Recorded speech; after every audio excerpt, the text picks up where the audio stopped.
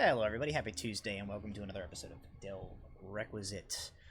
Joining you as always, I am Matt. I am joined by my players over to this far side of the map from me, Adam, Russell, Jason, and Brittany.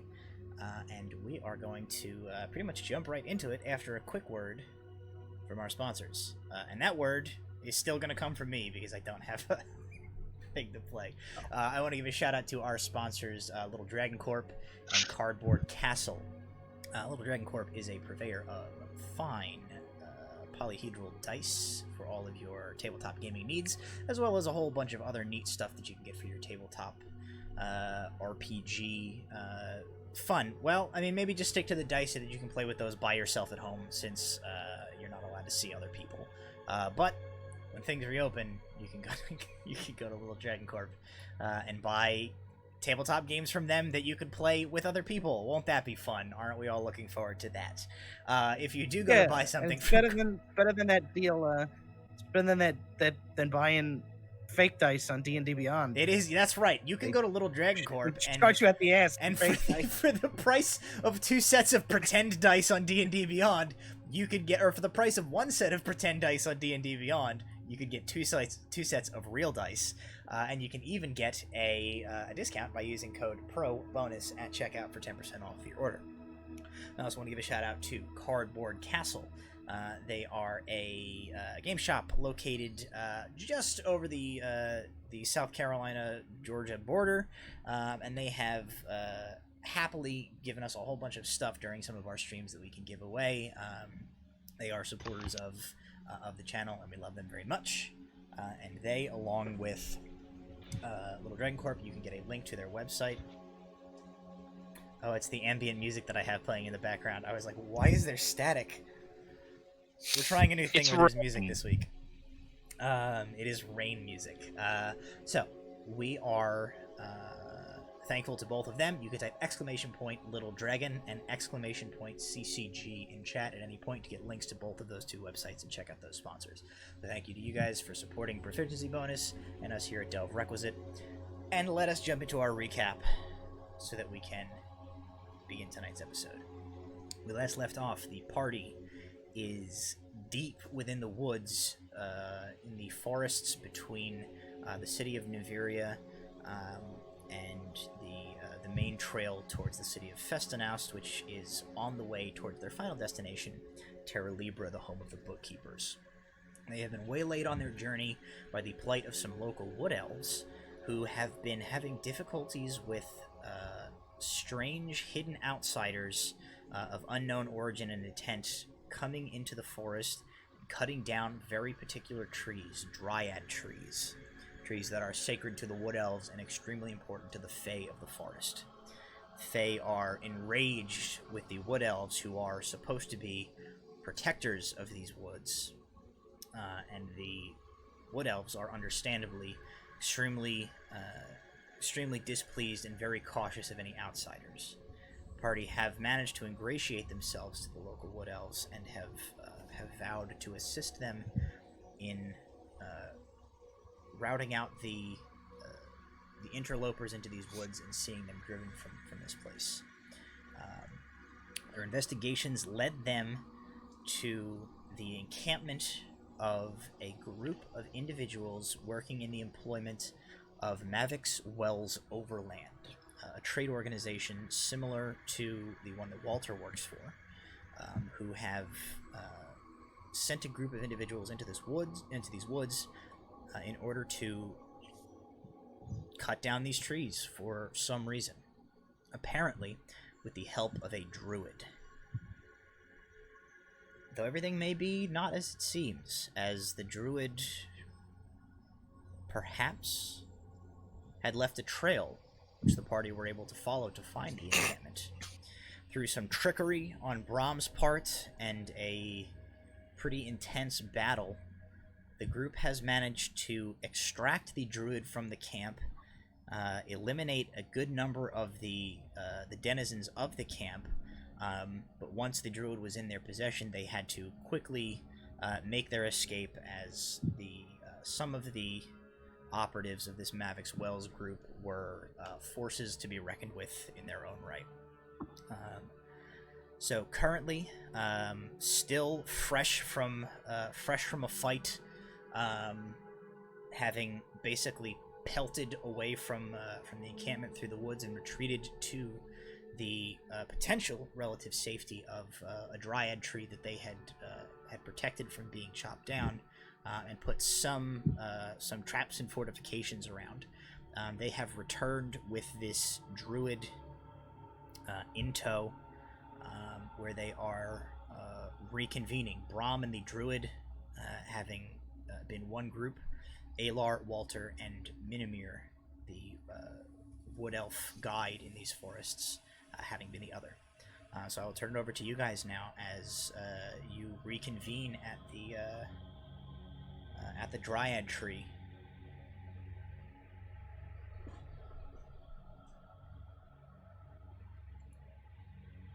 How long has it been? A couple of hours. Just Right, so just the time that it took you to faith form is run gone. from where you fought to here. No, I just wanted to know if the face form was still going. No, so that's gone at this point. How does that fade away? Does your face fall off? It just turns back into being a plain mask. Okay. Take the mask off. Gotcha. Okay. Well, so horribly injured. So I Horribly got injured. this food. Yeah, I have potions and I have spells for that though. that's good. I have a potion. I also have. Okay, I have one less arrow sticking out of me. Okay. So I'm gonna point at the druid that Brahm has in, I assume, tow. Yeah, so Brahm, he's come with you. He hasn't really said much at this point, as you guys have all kind of gathered. He's basically wherever you sort of put him when you got back here, he's just sort of quietly waiting for you guys to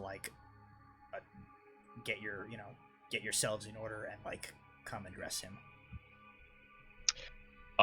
Minimir, would you like to do the honors? Sure. I will look at the druid, and at first I want to just see if I, by any chance, recognize them. If they're at all familiar. Yeah, he does not look familiar to you.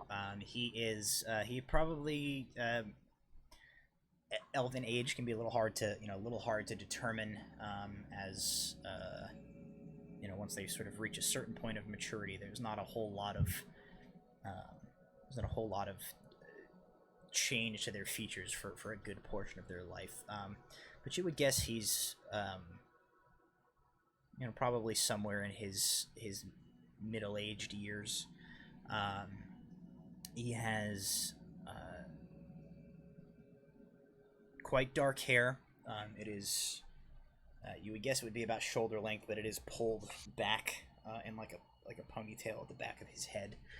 His robes are simple linen, sort of browns and tans.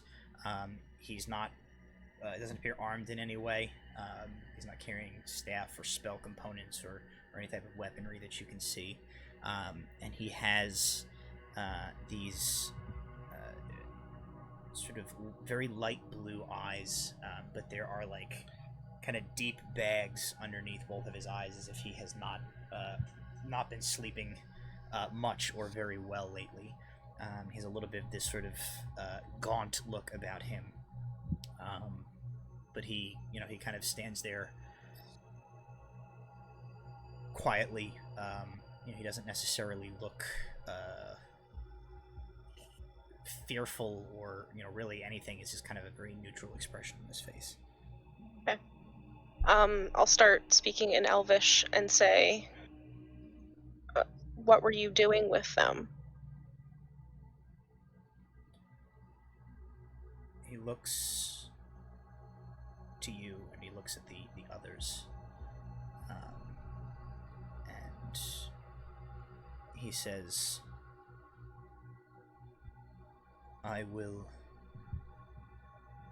explain everything to the best of my ability. He speaks in common, But he switches over briefly to Elvish and directly addresses you, Minamir, as he says, "If it should please you, I will speak in the common tongue that the rest of your group may understand as well." That's fine. Most of them speak Elvish, but to be fair, that's common is fine. I trust them. Twitch just popped back 30 seconds for anybody else. I don't know. Hopefully Twitch is not having weird problems. Keep us updated in the chat if you have any issues. He kind of nods, and he says, "My name is Sylvia Embermain. These forests are not my place of origin. I was born among the coniferous forests of the north, the land you outsiders call Valand. It was there that I joined the ranks of the Druentine Order and learned the ways of nature, and there that I had my life before I was taken by those men. If you have not already uncovered their identity, they are employees of a company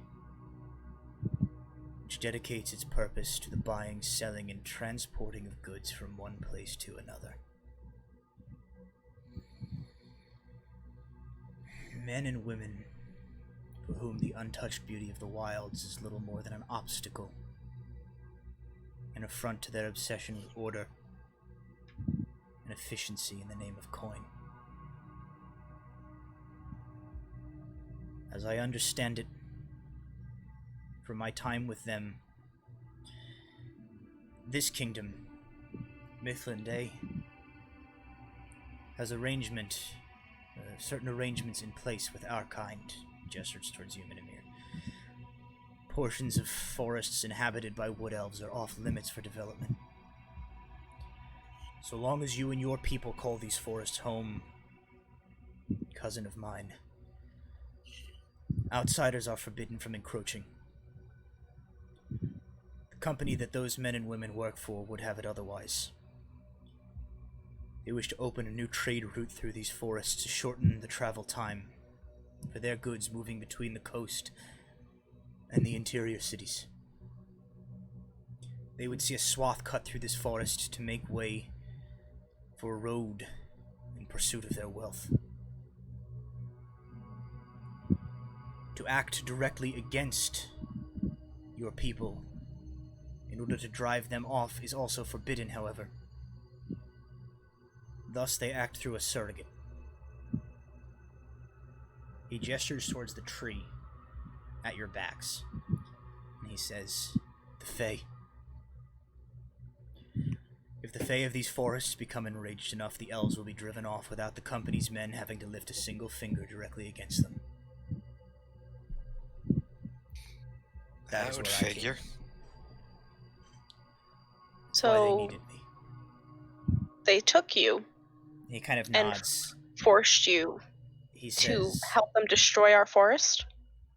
his jaw tightens, but he looks directly, meets your gaze as he says, "Men from their company came to my home, attacked me and my family, took me prisoner. I was transported south here to this place and told that I would either cooperate or my wife and child who were being held in the north would be killed. So I helped them." Suddenly my next question is useless. I was wondering what they had over you to make you turn against the land. I mean, you know better than many of us, even myself, what this land means and what these trees mean. He nods, and you see the pain in his face as he says, "May the spirits of the forest take their vengeance on me. I do know. Not for my own gain, or my own safety, and certainly not for their blasted coin. For Ileana and my boy, Kathek. I helped their men move through the forests undetected. I hid their camp. And I guided them to the dryad trees so that they could cut them down and drive the Fae into a frenzy. I can't speak to what the spirits will do to you on that, but I do know that if you help make it right, you stand a better chance of getting back home to your family than if you were to just turn tail and run right now. He smiles a little bit, and there is a hint of bitterness in his face as he says, I have no intention of leaving these forests alive. My story is not finished. Allow me to continue. Please do. I helped them, and for that I will willingly pay the price that is due to me. But I never submitted in spirit. I played the part of an obedient captive, earned their trust, even made a few of them like me, I think. They became lax around me, stopped watching me as closely, were more careless guarding me, you understand. I used that to my advantage to glean what information I could, anything that might offer me a way out of my predicament.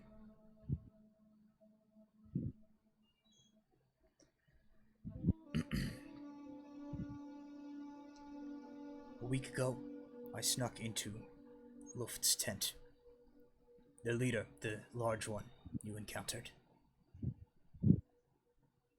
I broke into his lockbox and read his correspondence.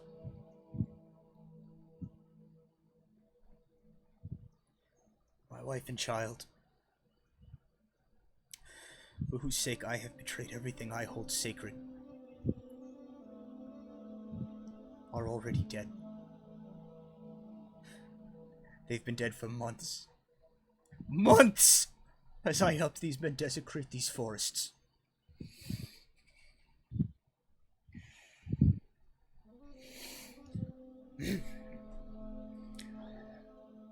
I've been biding my time. Waiting and planning. Trying to plan an approach that would allow me to kill as many of them as possible before they brought me down. Before I could act, you all arrived. I was with the man you slew attempting to chop down that tree.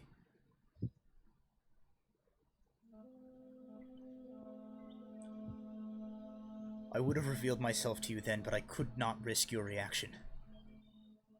The swiftness with which you dispatched the axemen, you might have slain me before I was able to explain. I fled.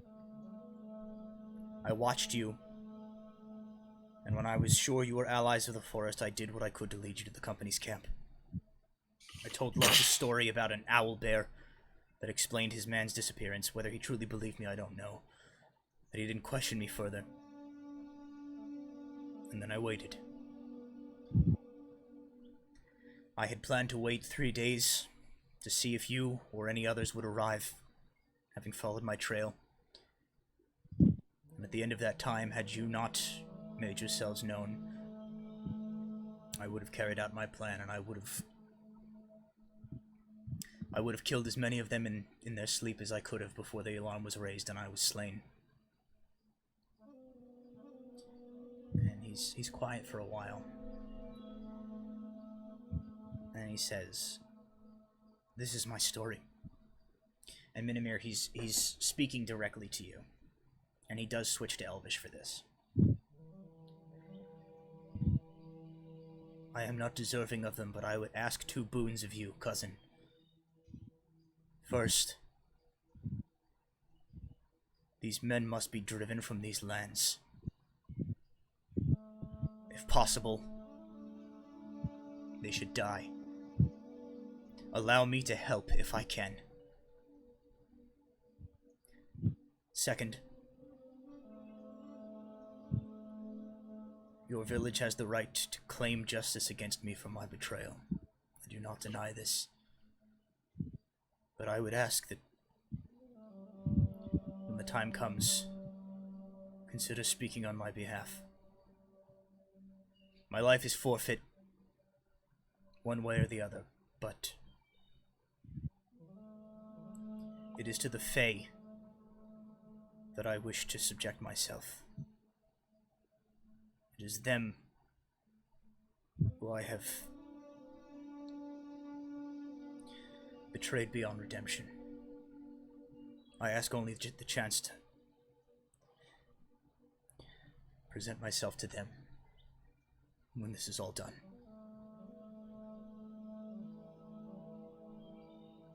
I'd like to roll insight. Sure.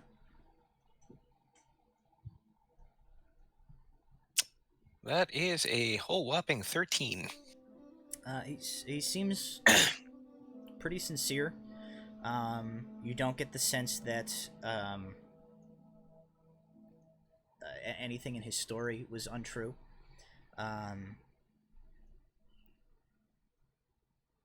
The kind of the last bit, the bit where he seems resigned to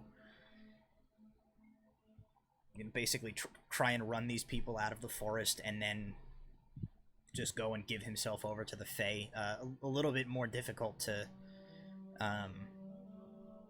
to be totally sure what his inner thoughts are on that. But you don't read anything off of him that strikes you as deceptive. You think for all you can tell, he has full intention of seeing these men driven from the forest, and then he doesn't care what happens to him after that. Okay. I will look at my companions and I'm not going to say anything, I'm just going to look at them to try to see how they're feeling about all of this. Because it's not just my life on the line if we trust him. Walter's gonna roll up his sleeves and kind of not directly point out his tattoo, his mark, but kind of like make it visible. And in Elvish say, my good druid, I think your revelations here are worth far more than you really understand. We may be able to do more damage to them for what they've done than you might expect if we fight them in the ways of Voland, as I'm sure you're aware.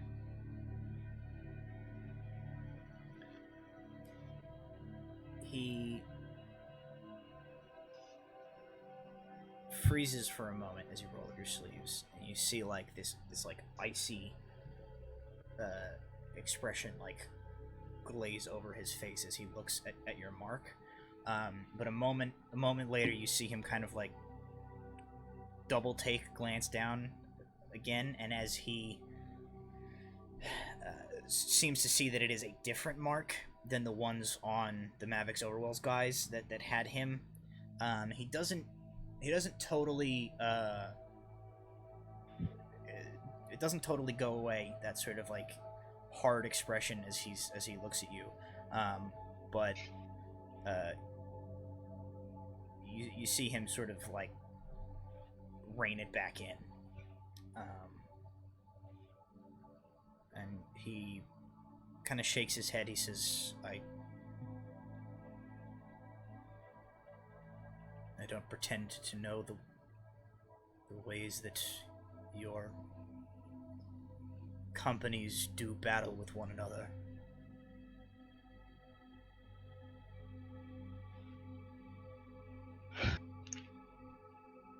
If they're running this route,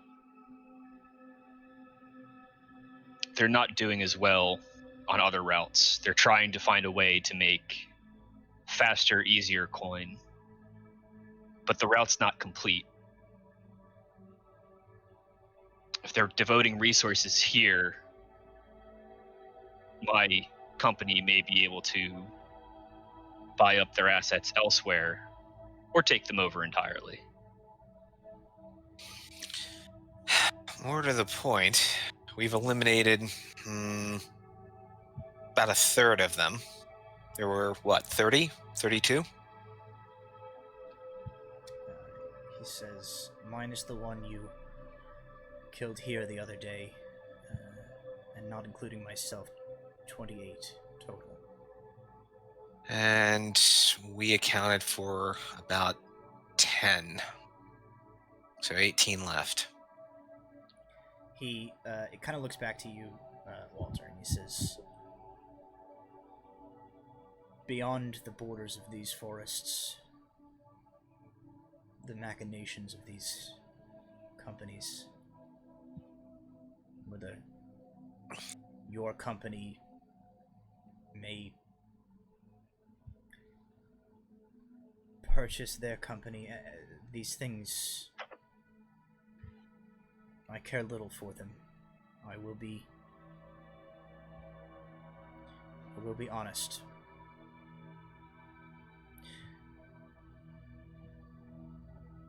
While That's I would fair. do not but smile at any misfortune that would befall these men or their employer, my immediate concern does not extend beyond the range of these trees. I would see the man that held me prisoner, had me do his bidding, under the false pretenses of protecting my wife and child, all the while as he knew that they were long... I would see Luft and his men dead. Well, we took our first shot at him. He took a lot of punishment and it was still coming. So I think we need, we're going to need Backup. more help. Yeah. Not saying that having your aid and Alar's looks the druid directly in the eye is not a grand help, but He shakes his head. He says, no. The fact that only the four of you were able to do as much damage as you did is astounding to me. In and of itself. surprise is a force multiplier, but we don't have that benefit again. He nods. He says, the element of time is not on our side either. Now that I am no longer in their clutches, and they are aware that their enemies know of their location, it is unlikely they will stay there for much longer. No, they won't. They'll probably start breaking camp immediately. The only good news is that many people, a lot easier to track, especially if someone's not aiding them as you did. Vinamir, how quickly back and forth would it take to gather up even a scouting patrol of your people? You could probably, so based on the location that you guys currently are, it's about normal travel pace. It's about a day back to where you left Dimios and Fred George or whatever the hell that guy's name is, which is about close enough probably that you could gather a decent size group of rangers from your people. Your actual village and like being able to go to your actual village and come back like en masse is several days further. But you think you could get back to the outpost where you left Dimios, which is outpost Kesfeon.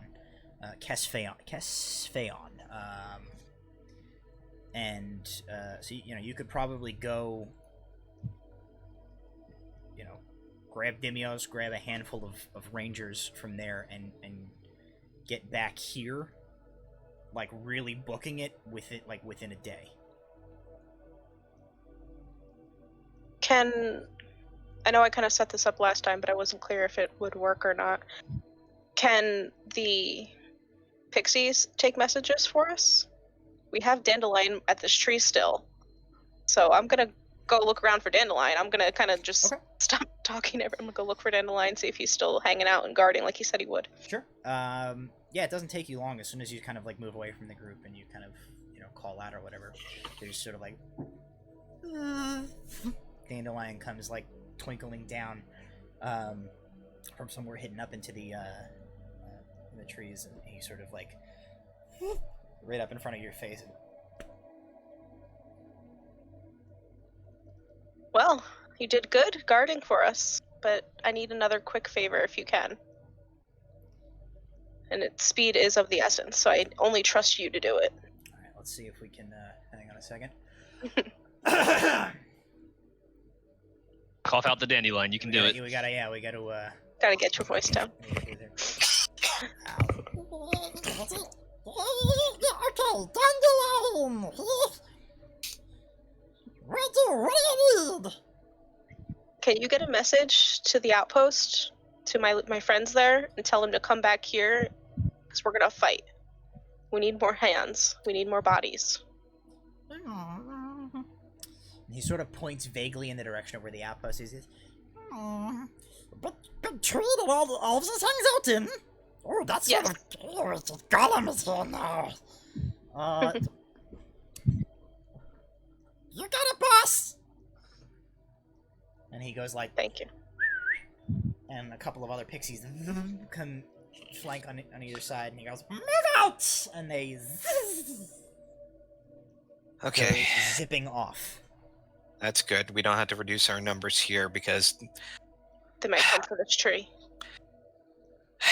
I mean, and we can keep an eye on them.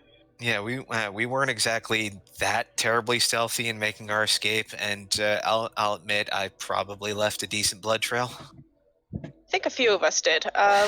Let's address that while we're at it. Who needs healing? Who needs everything? Can we possibly short rest while we're waiting for the pixies to come back? Just Would- kind of nap it off. Yeah, would we expect the pixies to be back in a short rest time period, or would it still take the pixies time to get there, and then for my group to come? The pixies will be able to get back there a lot faster than you would. It is still going to take your people probably half a day to get there. So you definitely have a short rest time, and then like, depending on what happens, I mean, you basically like, mechanically speaking, you like have a short rest, and then like if they end up not showing up, then it can stretch into a long rest if you're just waiting. Okay, let's arrange watches just in case they've sent scouts, and Well, yeah, we'll see what happens. We'll get what rest we can, and if anything happens before we can fully heal up, I'll dump some spells, and we'll take care of some things. all right. Rest yourself, Master Druid. Vengeance will be yours quite soon. He nods and he sort of moves to a little bit away from the group of you, and like about as far as he can get from the dryad tree, with like while still being in the clearing. You almost get the sense that he like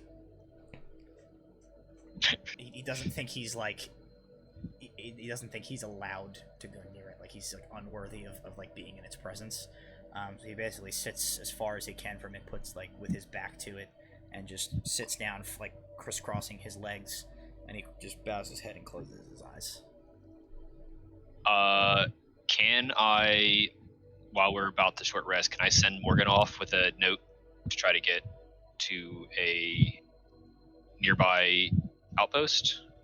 Like a Moxum deal? Yeah. You can certainly send her. You know, she's probably days away from the nearest Moxum, anything. But that's certainly a thing. It's certainly a thing you can do. That's fine. I'm just gonna briefly write that there's that the company in question is possibly weakened currently after them being overstretched, and that would be a good time to make a move for territory. Okay. Also, probably suggest that they don't continue this route specifically, and possibly try to work with governments to blockade this route from being a viable option. Okay. You send that off. Morgan. Who wants to take first watches? I would like to take second watch, as if I short rest, I get my spell slots back. Okay. Brom, were you hit? by me. Only by Madam Racist over here. You- I'll my- then take you're the last. I'll take. I was gonna say I'll take last watch because I can do Song of Rest at the end of the watch, which will give you guys an extra 1d6. Okay, I'll take the first watch then. All right, I'll stay up for the first as well because I can do the trance. I don't need a full rest. Oh yeah, that's right. So I could technically get a long rest in the amount of time probably that it's all going to be going on. So I back up. All I'm gonna right. Go ahead and roll mark me perception checks for watches. All right.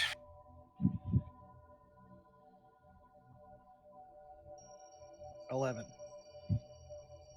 That's a 21 total. 24.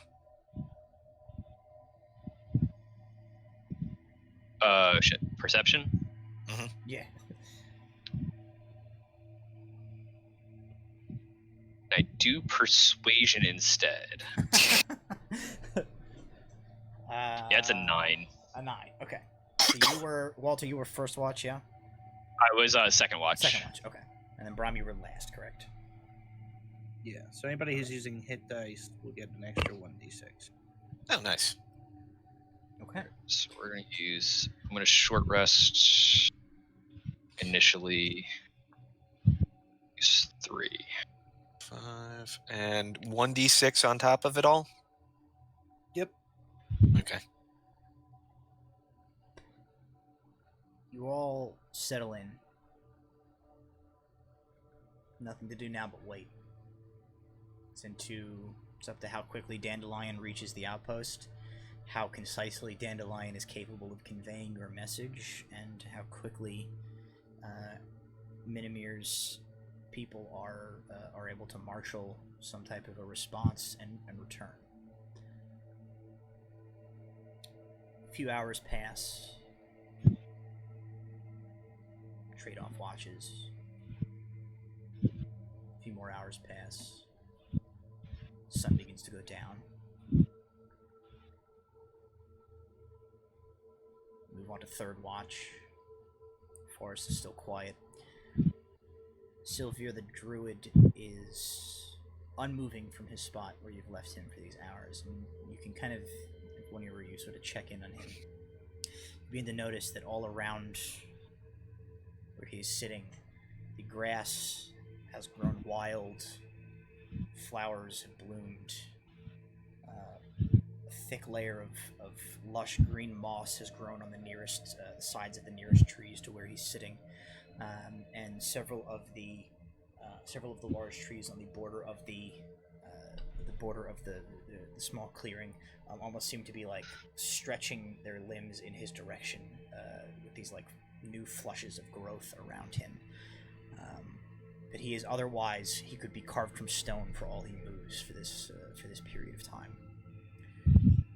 As the final watch comes around, Brom, you set up your watch. The others either resting or quietly just going about their own business in the clearing.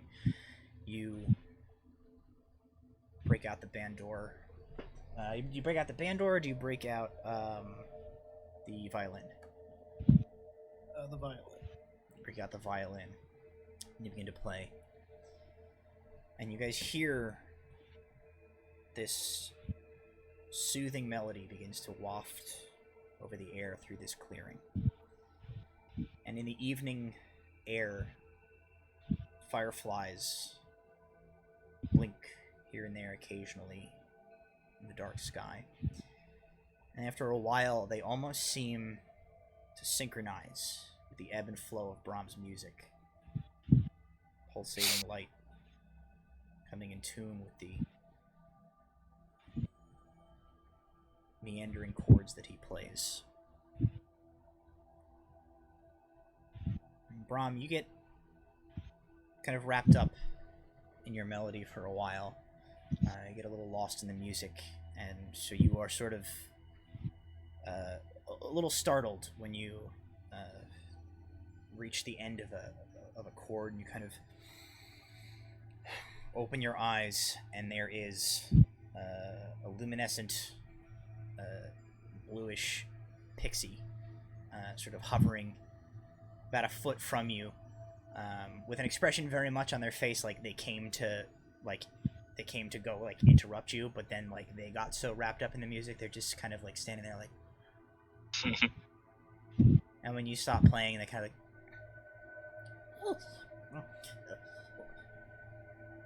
So, Dandelion says the elves are coming.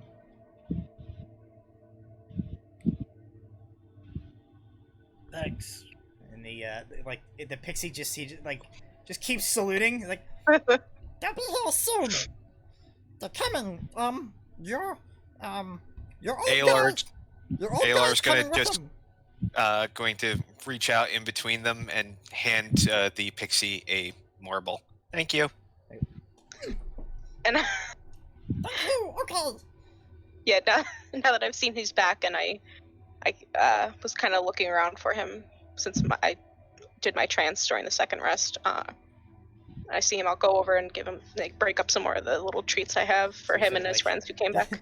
The pixie is Well, now I'm not handing it to him. I'm just putting it like on the ground so they can rest here since they did good work for us. And like, Pixie does have this like marble that Alar Yeah. gave him, and he's sort of like got this, but he's still like says the elves will be here in a couple of hours, and your friend the wrinkly guy is coming with him, and they have, Excellent. they have this I think they're bringing a hill with them. I'm pretty sure it's a hill. A hill? Yeah, it's a hill. Pretty sure. Okay, and he like salutes a bunch more times, and then zips off. Hill? he's my favorite. Is it like elf code word? No, it's Something? no. We describe things usually better than hill, and a hill can't move. Maybe Demio summoned something, but usually summons don't last very long. Well, I guess we'll have to wait and see. I mean, if my group is bringing it, it'll help us one way or the other. Maybe it's, I don't know. I don't know what if it's camouflage.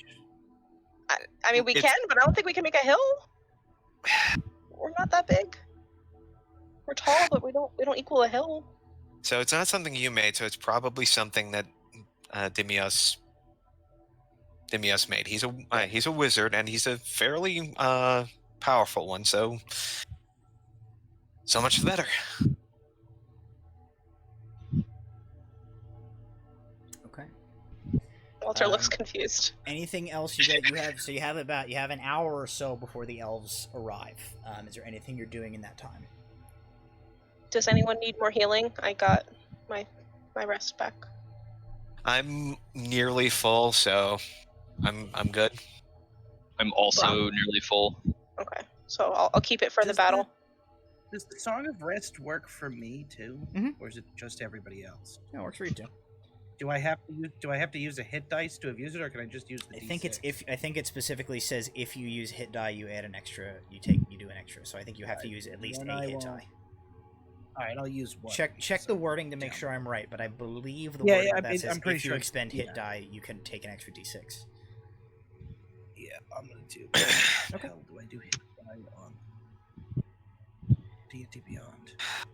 All right. Well, Click short rest, and then it'll say hit die, but then you have to like manually roll it now. All right, I got it. So just whatever your roll ends up being, just like type that in and wait a heal. minute, I forgot the 5. So yeah, I'm just shy of. Yeah, it did Cool. pretty good. Cool. I will walk over to the druid and not touch him, not get in his face or anything, but Mhm. just say, they're coming. Are you hurt at all? Do you need anything before we go back?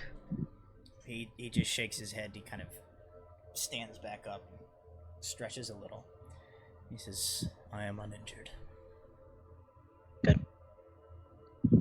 Do you need a weapon? He turns part of the way away from you as you ask him this, and he moves over, and you see where he had been sitting, where those trees had been sort of like growing and reaching kind of towards him. He reaches over and he reaches his hand up and he removes a branch, basically, just like comes free in his hand. And as he shifts it to his other hand and like sets it on the ground, it is a pretty well-shaped quarterstaff that he seems to have like grown in the few hours you have been sitting here. He says, "This should suffice." All right, I've got 5 bolts left for the hand crossbow. They're going to be here in an hour. You guys have, you have about an hour at this point. Got a couple daggers. I've got my rapier. You've got my short bow and 10 arrows, Brom. I can make. Yeah, I guess I don't really need that anymore. If you need. So if you don't want to wait for them, you want to try to run these guys down ASAP. I can leave a message here in the ground, the dirt, and in the direction of where their camp is to assist in their tracking. I think that's it only lasts about an hour, so we do it immediately before we leave. But if you want to get a hurry on and start running these guys down, or do you want to wait for reinforcements? They won't be able to move that quickly. They have a lot to break down, and they don't have a way of magic or anything helping them right now, as far as we know. So I think we can spare a little bit more time. Maybe we can head out a little early and leave the message, just so they're guaranteed to see it. I don't want to leave too soon and then risk them not finding it. I mean, they know this forest, but I'd prefer them to not be too far behind us in case we get involved quickly. Sylvir speaks up as well, and he says, "Many of them, including Luft, were badly injured in their fight with you. Much as you have had to take time to rest and recover from your wounds, that will also slow them. Okay, it is so unlikely they will be prepared to move before morning." then we'll catch them while they're still, hopefully. Packing up. Mm-hmm. Works for me. Hold on to the short bow, Brom. If I need more than 5 bolts, this will have gone really pear-shaped.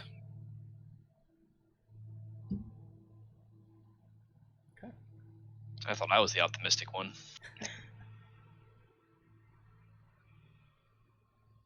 You guys Said me wait. the ugly one. Yeah, I guess we'll wait for it. Wait in the hour. I am middlingly attractive by human standards. You do have a mustache though, so it negates. Like, Yes, you have negates a- minus the, 10 charisma. You've got a 70s stash, man. So It's you guys. it's part of my culture. You guys wait the hour, discussing the finer points of mustachery, and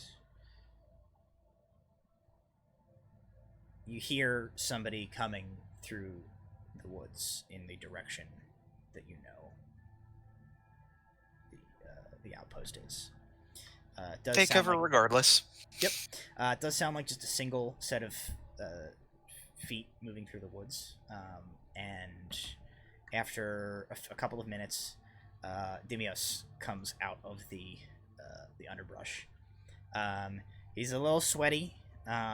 He's sort of breathing a little bit heavily. But he seems otherwise in decent physical condition for having like booked it here in like pretty quick time. Oh, am I glad to see you. He kind of nods. He says, "Your Pixie that you befriended gave us a brief rundown of the situation." And he sort of looks, and then as you guys kind of glance around as he's looking, you see like just like melding out of the shadows in the trees, 6 elven rangers just come out. One of them steps up a little forward, and she says, We'd have been here sooner, but the elderly human is not as Elderly? sprightly. And he kind of like shakes his head. He says, "I more than make up for it in firepower, I promise you." Mr. Dimius, minor request. Do you have the ability to help me see in the dark, as we might be doing a night raid? I assume we're getting close to dawn. I assume we're in the darkness It's right like now. middle of the night at this point, yeah. Yeah. He says, "Let me look at my spell book." A wizard. There's no way a human wizard doesn't have the spell Dark Vision. But it's entirely possible.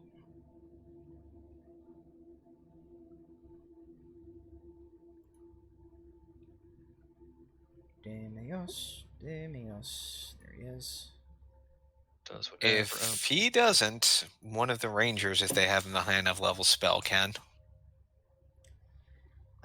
He sort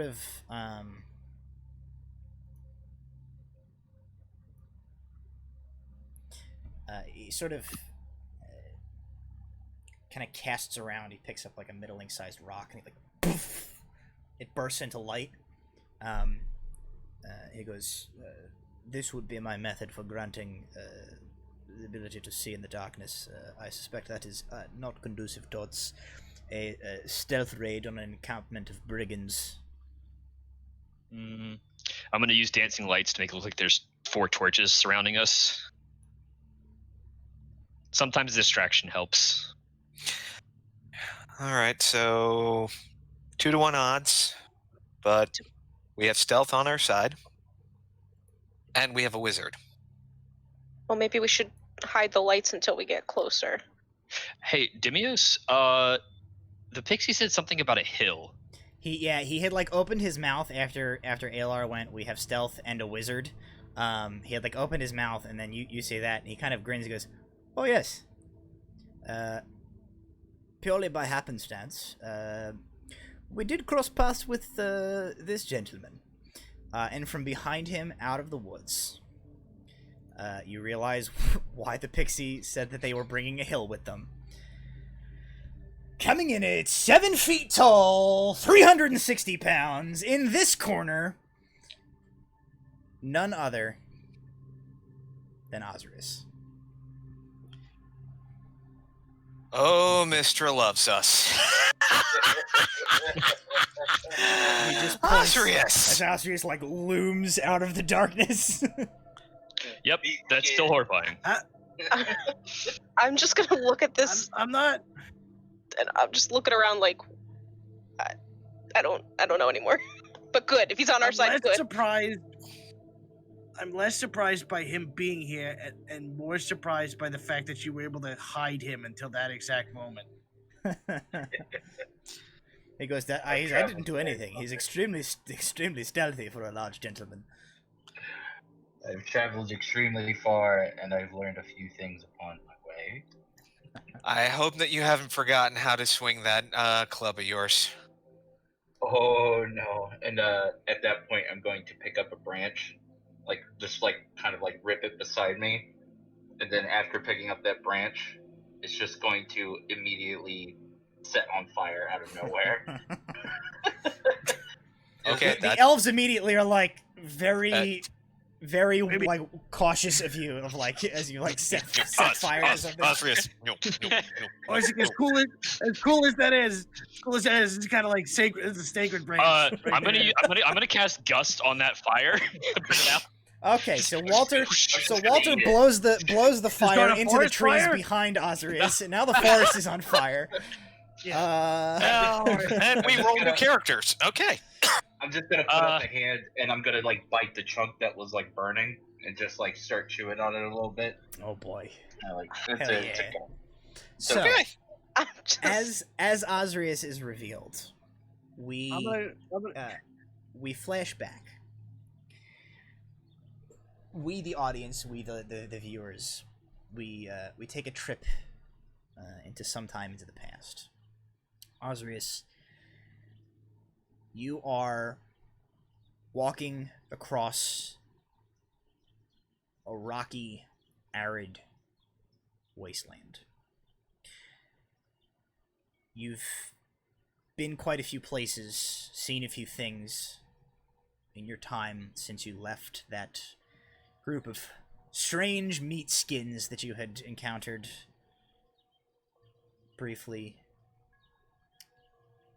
You think about them from time to time, and you think,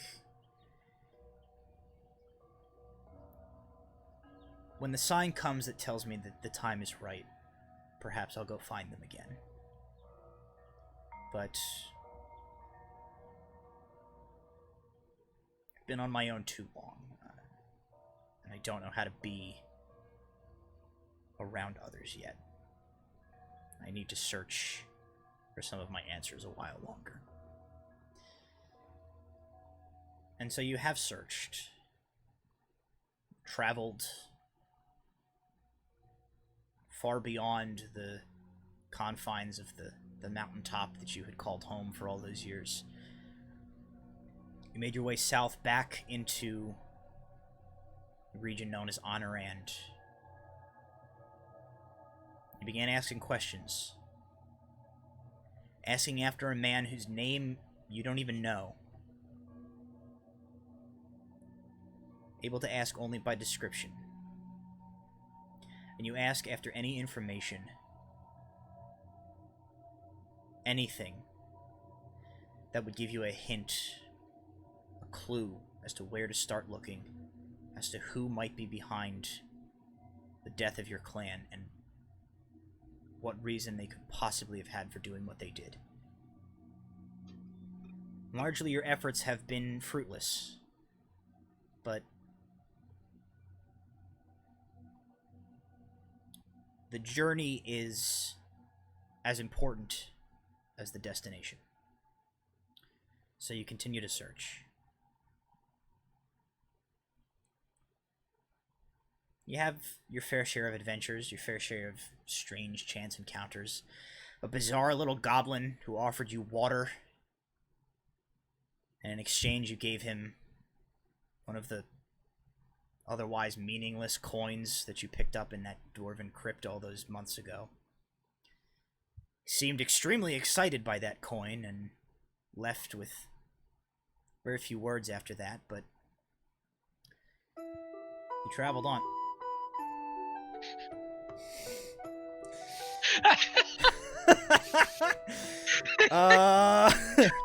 It feels a little bit appropriate. Groovy bot, no. It's a very jaunty Timing. tavern. Well, Apparently. there's nothing we can do about it. Thanks, Groovy bot. Okay.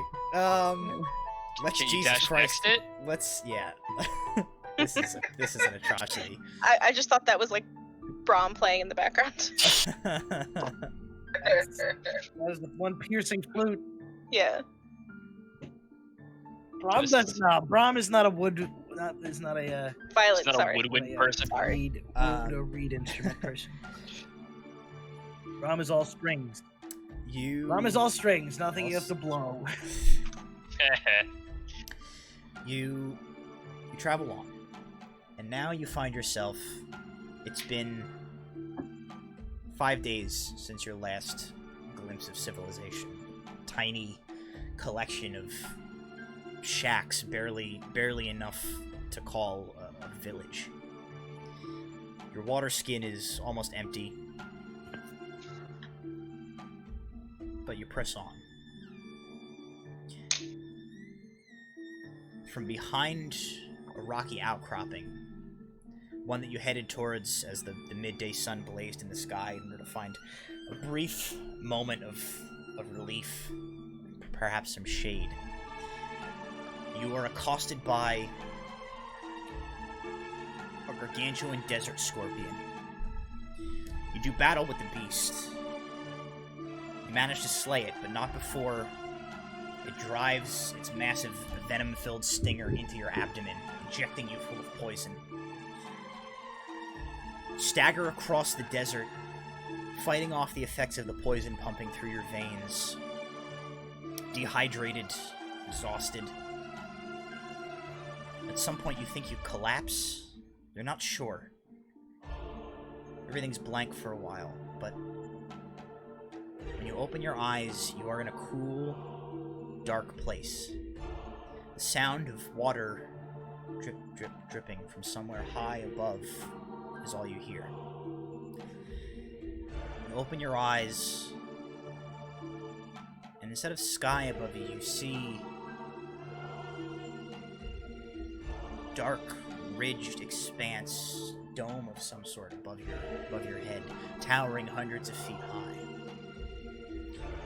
And you hear a voice that you haven't heard in a long time. So, you're finally awake. The blind hermit who visited your mountaintop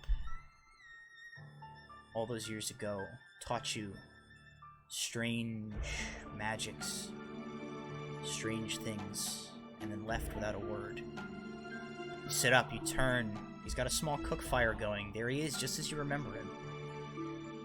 Hunchbacked, wearing dirty, disheveled robes, long, unkempt, white hair and beard.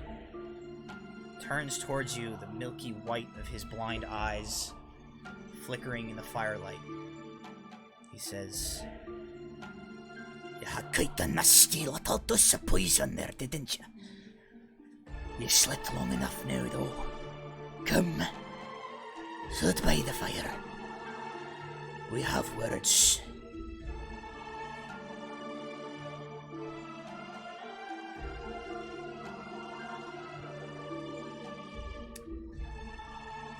If you're speaking, you are muted. Oh, no. Okay. Fine. Where did you come from?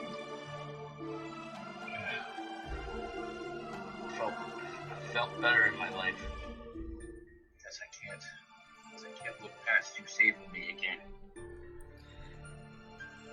He kind of cracks a grin at you, and you see he's missing most of his teeth. No.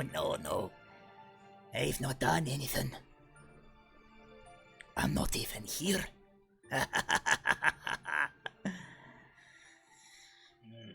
But you'll be fine all the same. You're tough. We don't have a lot of time. So listen. Something's gone bad. There was a way that this was all supposed to happen. An order to things. Someone that I trusted for a long time. Someone we all had faith in. That they knew what they were doing. Told us follow the plan. It's the only way to make things right. Turns out perhaps that someone's not as infallible as we all thought. So the plan's got to change.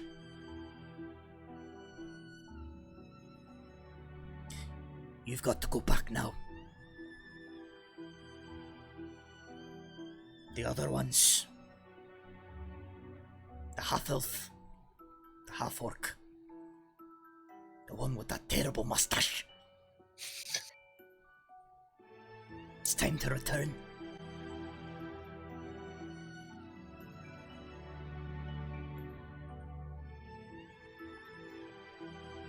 He stares off for a while.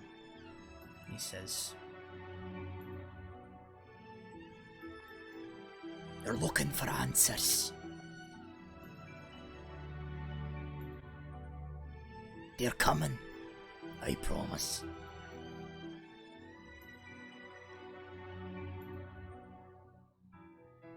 But you're not gonna like them. I haven't liked much since now. I have to look for more answers. What's the difference? kind of nods. And he points up. And he says, "This is what we're dealing with. This is what it's come to. We are running out of options." And as you look up, you see that craggy, uneven, ridged, dark surface above you, which you mistook maybe at first for a cave of some sort, is actually the root system of some sort of gargantuan tree. Hundreds of feet across, hundreds of feet above your head, stretching dome-like down, encompassing this space, is thousands of roots, branching, twisting, entangling, combining, diverging. And as you look, you trace the lines of the roots from the central point from the top. You see as branching patterns and networks of these roots extend and diverge, but one after another you see as they end. The ends of each of these paths of roots ending in this blackened, deadened, gnarled, disease-like terminus. You search the ceiling, the walls all around you, tracing path after path of these diverging branches, only one after another, again and again, to find them ending snubbed out in this blackened root tip. Finally, pretty close to where you both are sitting, catching just a hint of the flicker of the fire that the druid, the blind druid had set. You see a set of branches, set of roots that have not been cut off.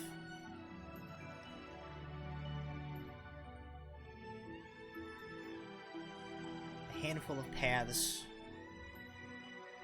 trail in different directions off of this main route. And as you look at them, you see, very slowly, almost imperceptibly, they are still growing. And even as you watch, one of the tips turns black, shrivels, and dies. And he says, "Millennia. Eons of possibilities. One after another snuffed out.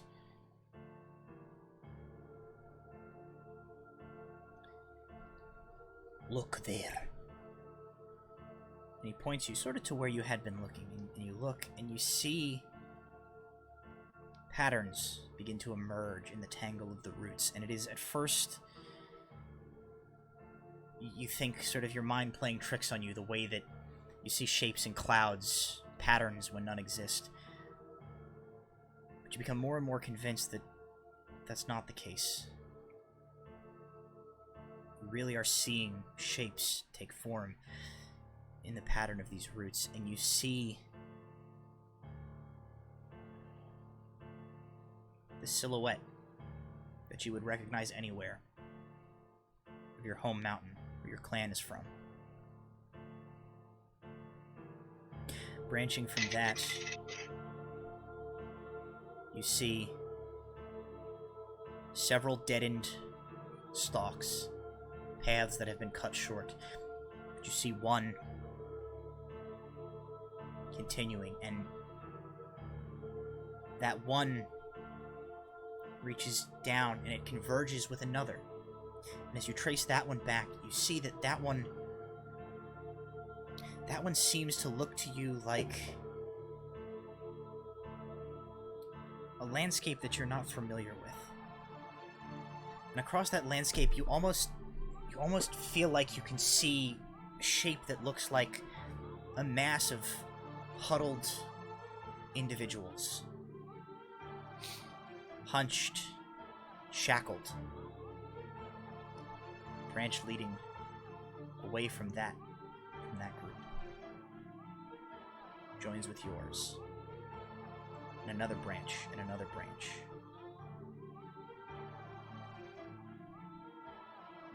You don't know what it means. But somehow, without words, you understand that these branches, these roots, these threads of possibility, they represent you, Brahm, Alar, Walter, Nula, Fidget, the goblin that you'd met those months ago, Kel even. Others that you don't know yet.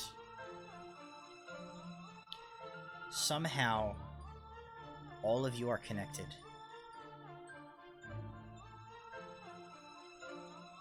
And what happened to your clan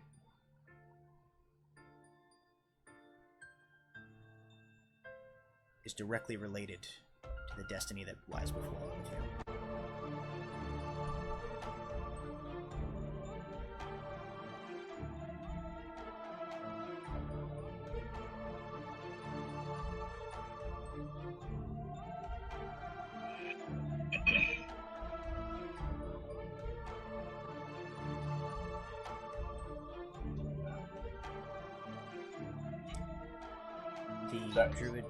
The druid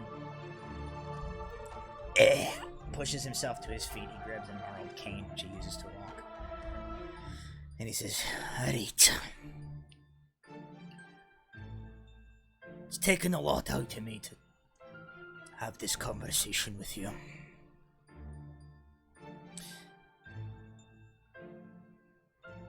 Right there, something went the way it wasn't supposed to.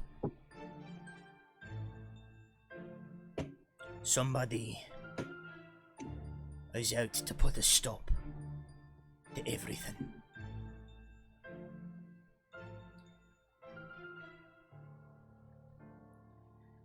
Head back. Go to the city where you left. It won't be there when you get there, but there'll be a trail you can follow. Catch up to him.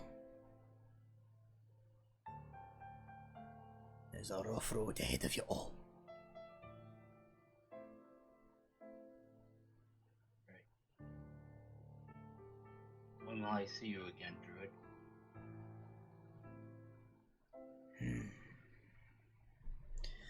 Hard to say. Paths are twisted, constantly changing. The future's hard to see. Especially with my blasted eyes. Know this though. He pokes a bony finger into your chest.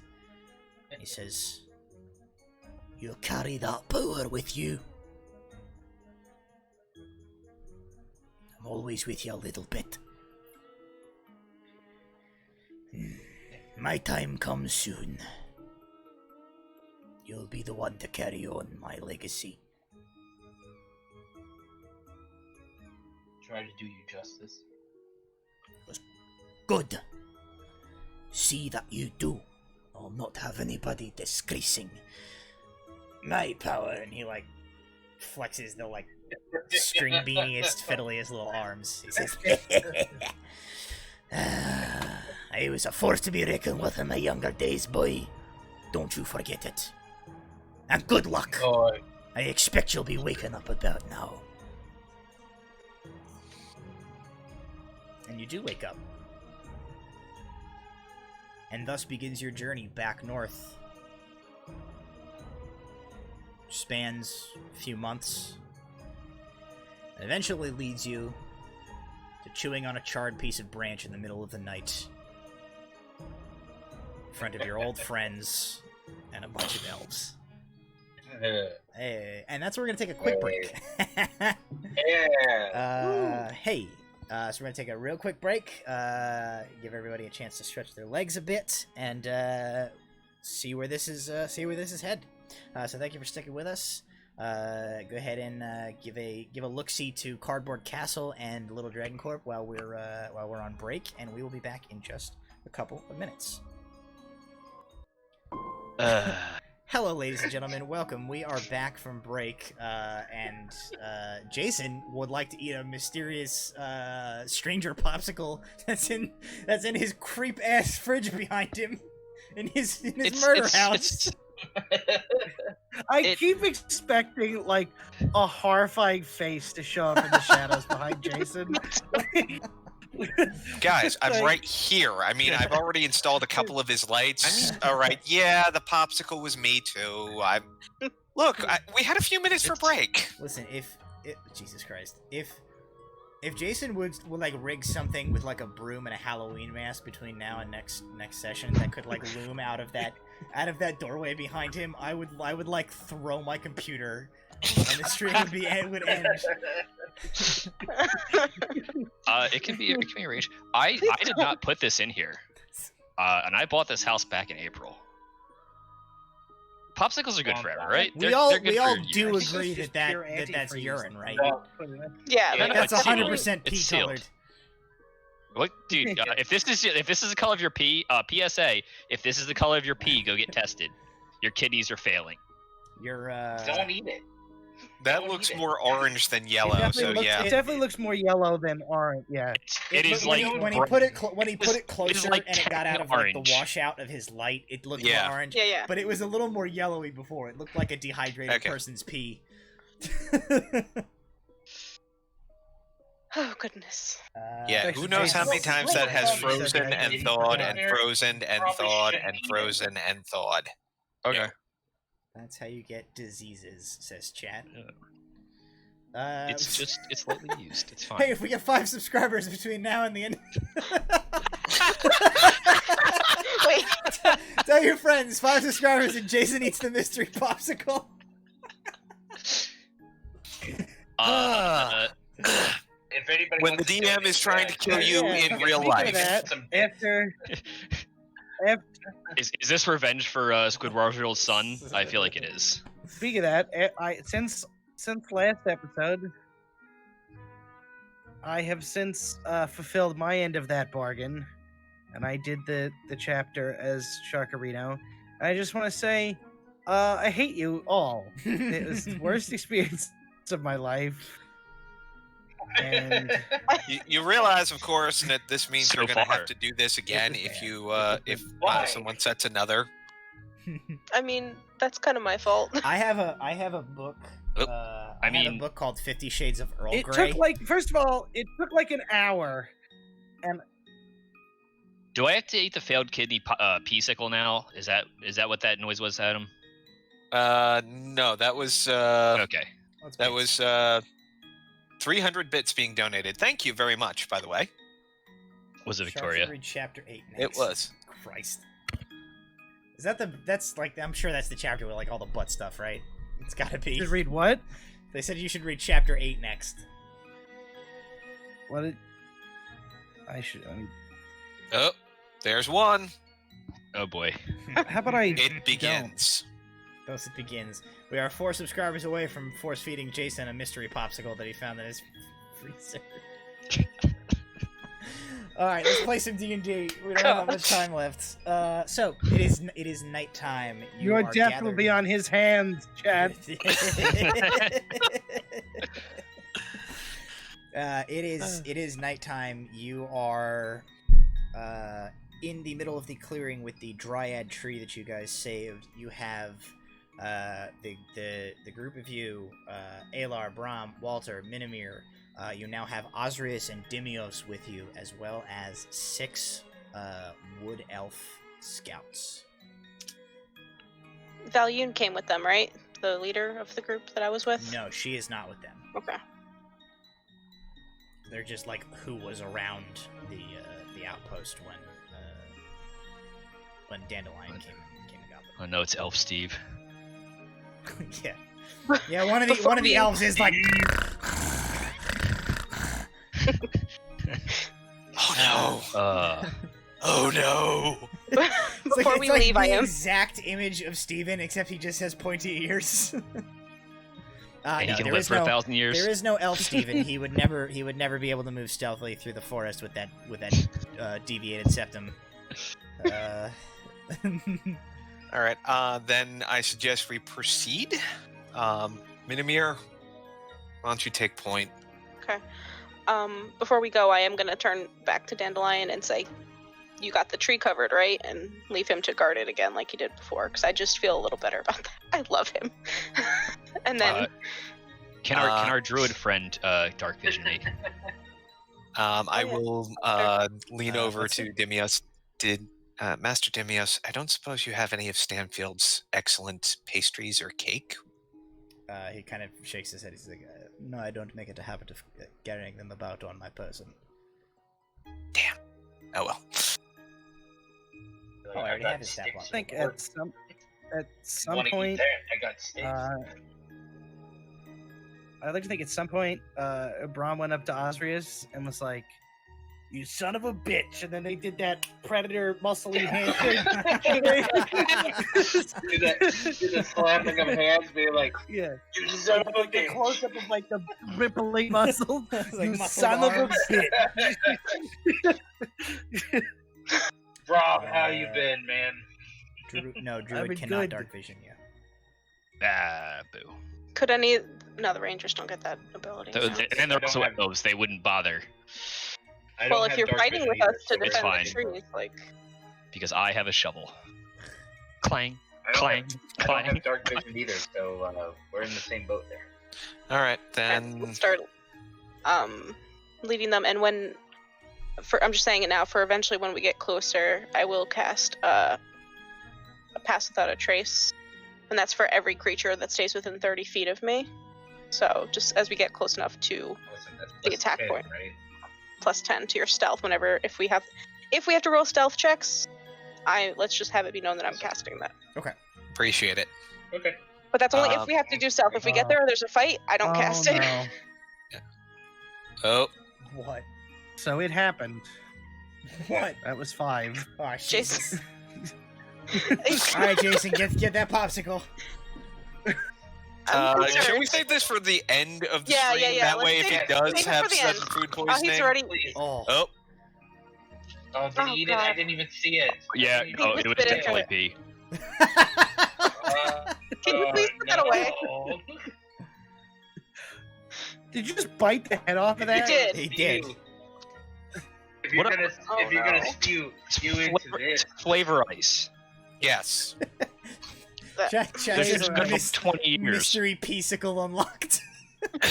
Oh my god. So, what flavor? Orange? Yeah, it's very orange flavored. that has to be a disadvantage, right? After eating that. Yeah, you're gonna make a con save now at disadvantage. He has a shovel though. I'll just bury my own character. Fine. Molder of myself to death. He's gonna use it to dig a latrine in the middle of this woods. Right. Represent- Well, thank am I you, representing chat. up there? You are all horrible people, and we love you. Thank you. Tune in next week when the popsicle has to read 50 Shades of Grey. Oh my. 50 Moving Shades on. of... Tune in next week where we replace the main character and we read you 50 Shades of Walter Gray, where we've taken out that girl from that book and just replaced it with Jason's character from this game. Yep. That's what we're doing. All right. Moving on. Then we will head out. I would suggest those of us with dark vision, aid those of us without. So, I'll, walk along with Dimios and Walter. Yeah. If Brahm, if you could assist Osrius. Brahm. Please do. So we don't have Bardic our inspiration. Okay, I was looking All at you right. to hold a candle to his face. no. Take him by the arm and make sure he doesn't walk straight into a tree. I feel like you would bardic inspiration him to be like, don't trip, don't trip, don't trip, don't trip, don't trip, don't trip, don't trip. I'm pretty, I'm pretty sure you don't want me to light things on fire right now, so I'm going to go by your better judgment. If an Just- Osrius falls down in the woods and only an army of elves are around to hear it, does it still make a noise? Yes, we have good hearing. Not with Yeah. pass without trace. Okay, Shall we? let's go. Onward. Oh, Alrighty. it's starting to taste weird. Go. Now it starts to. Stop keeping into the mic, please. Go. Can we move forward? So... See, they were smart. They put the poison halfway down. God, go. Make Never a group survival check. Oh boy. See how he did that? He said survival, not Is the for those without dark vision, is that at disadvantage if we're going at a normal Are pace? at disadvantage, yes. My God, damn it. Don't worry, Okay. I have a +0. Well, good news is I rolled an 18, so that brings the Nice. average up a little. Yeah, I have I rolled a 17 and a 7. Okay. So I got a 7. Mine was a 17 and a 14, so I am actually at 17. Nice. Well, Okay. I guess in our case with Osrius and Brahm, it's definitely the blind leading the blind because that was a 3. Nice. How did I Oh, get better my. than you? I got a Uh, I got a I only have 22 a total. I only have a +1 to survival. I got a plus.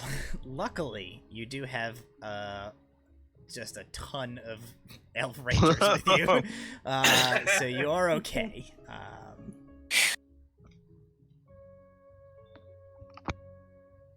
The trip back only takes a little bit longer than In the beginning part, I'm going to bring Demios and the elf party up to speed quietly as we're walking. You know, Okay. we're facing this many people.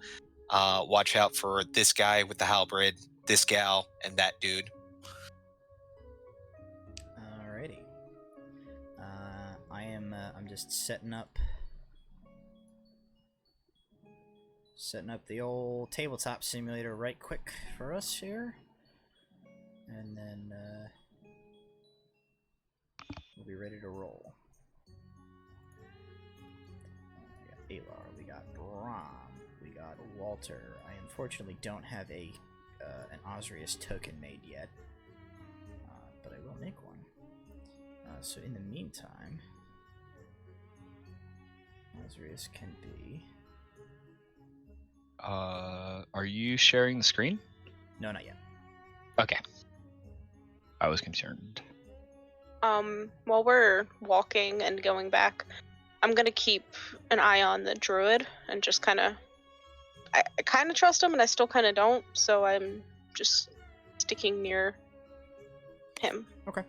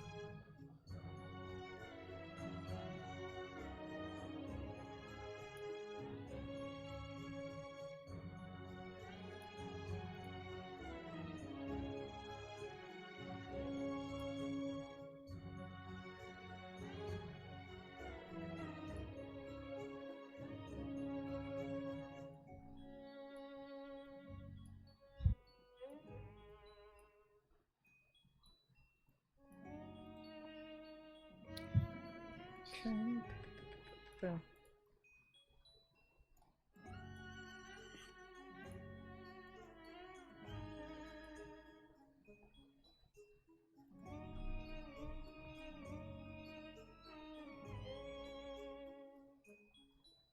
Alright, I think I've got everybody put on the map now, so let's, Alright, I'll do a couple of things. Oh, this is gonna mess up our whole,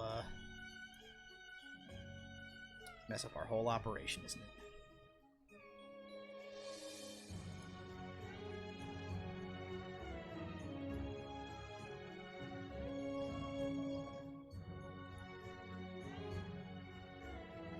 Am I able to, like, hide the, my own stream thing from myself? I don't know. You can disable the video from it. Huh? Yeah. Just right click on its face and disable the video from it. No, I don't have that option. I have stop streaming show non-video participants. If I click that. Show non-video participants should be unchecked. Oh, you have deleted yourself. I turned off my own camera to see if that puts everybody in the right place. Which it does. Oh. It's magically So delicious. you guys can't see me, but that's gonna have to be fine. And boosh. Tabletos. Huh. I did lose Curtis, which is a thing. Is that just me, or is everybody not able to see Curtis currently? I don't see him. He's frozen on mine, so it may not be you. Okay, so it's not me. Alright. Curtis. Well then, let us proceed. So you guys should be able to see. You guys can see now the screen. Yes. I just need a nice Osrius. Let's make. We'll make this guy Osrius.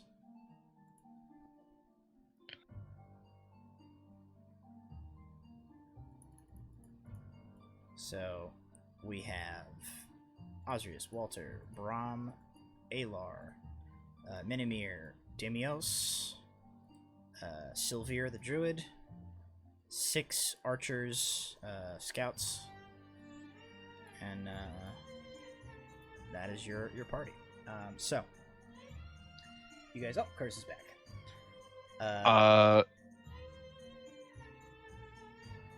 Okay, So Here is what you see. yeah. Or here's what you hear, rather, as you guys kind of stop in the woods outside of the vicinity. You hear the group of these individuals is definitely still here. And you can hear the sort of chaos of them in the process of breaking down camp. Like loading things onto their wagons. You can see through the torchlight. They still have the torch illuminated.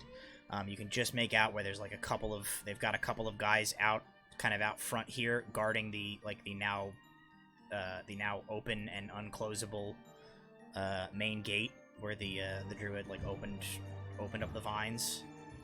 And you hear this sort of flurry of activity from within as the remainder of their forces are sort of rounding everything up. Okay. We know there's another entrance, and I'd like to bottle them up. So, a couple of us, particularly those of us who are stealthy, should probably circle around. Master Timios, how stealthy are you? Why don't Dimios and I make life a living hell for them here with some nice AoE while you guys scoop them out the back? Okay, then Minimir, you, me, couple of your people, Silver, Master Ember, how good are you? And being quiet. He says, "I can move unheard if needed." All right, then we'll split up, circle around. If one group is staying over here and the rest of us that are going to move around are stealthy, I'm not going to cast Pass Without a Trace. I'm going to save the spell slot. Unless you guys think you need it over here. Brahm and Oz, do you guys want to go with the stealth group, or do one or both of you want to stay here with the unleash unholy hell in that general vicinity? I want one person sticking close in case they start coming up on you. No offense. That guy hits like a friggin' truck, and I'm not sure the two of you and Master Dimios would be able to sustain too many hits. One of the elves moves in, sort of close into your group. Minimir, you do recognize this elf. it is Thorian is his name. Mhm. He moves in and he gestures towards like the dark shadow of the rocky like outcropping that this is up against, Mhm. and he kind of whispers to the group of you, and he says, "The others and I can move around the sides and scale the rocks. They will be helpless against the rain of our arrows from above." Okay. Outstanding. I suppose we can make a coordinated attack on your signal when you're in position. Verify with the backdoor team, and then I will. Me and Dimios will unleash our AOE on this lower entrance. At the same time, you all rain hell on them with arrows. That'll push them toward the other entrance, and we'll hit them when they start trying to funnel through the other side. The Okay. nods. He says, "Do you wish that I leave any of my archers with you below? Do you need the assistance?" Or I'm should gonna we look all- over at. I'm gonna look over at Oz. You mind staying here and murdering anybody that gets through our explosions? Oh, I can do just that. Okay, Brahm, I you want to think- come I with think us, we'll or be you want to okay. stick with Osrius and Walter?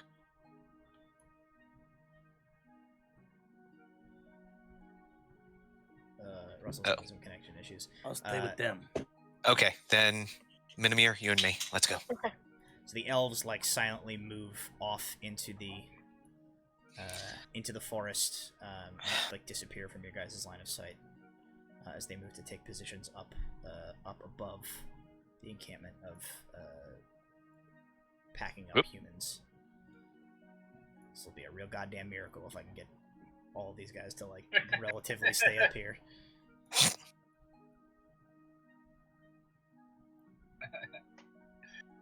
I mean, how many are going up there? 5 or 6? 6 of them. Just consider that there are 6 on the top. It'd really be I think- really fun if I could get them to stay up there, but I don't think that's gonna happen.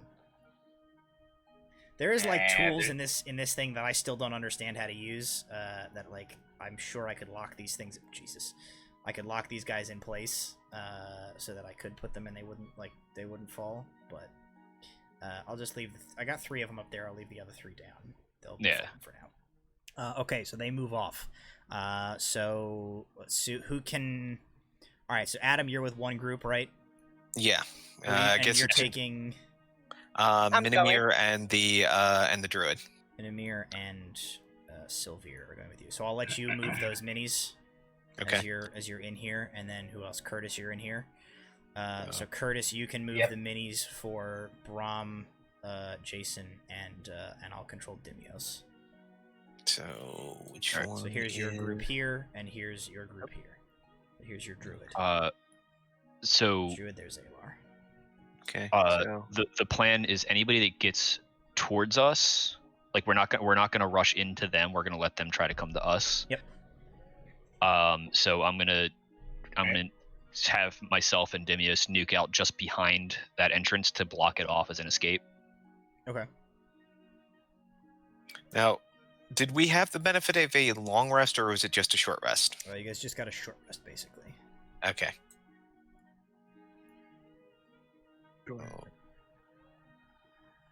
Okay, so we are going to attempt to circle around to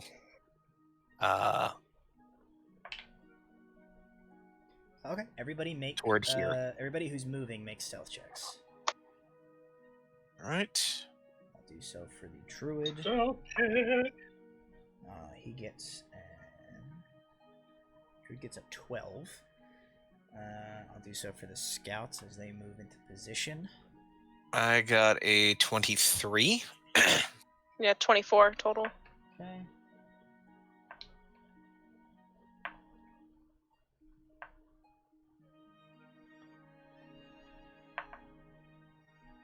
Okay, one of the druids gets a 10. The rest of them are all like 18 plus, or one of the scouts rather. Okay, and I rolled for Druid, he did okay. Alright, so you guys seem to get into position without... yeah,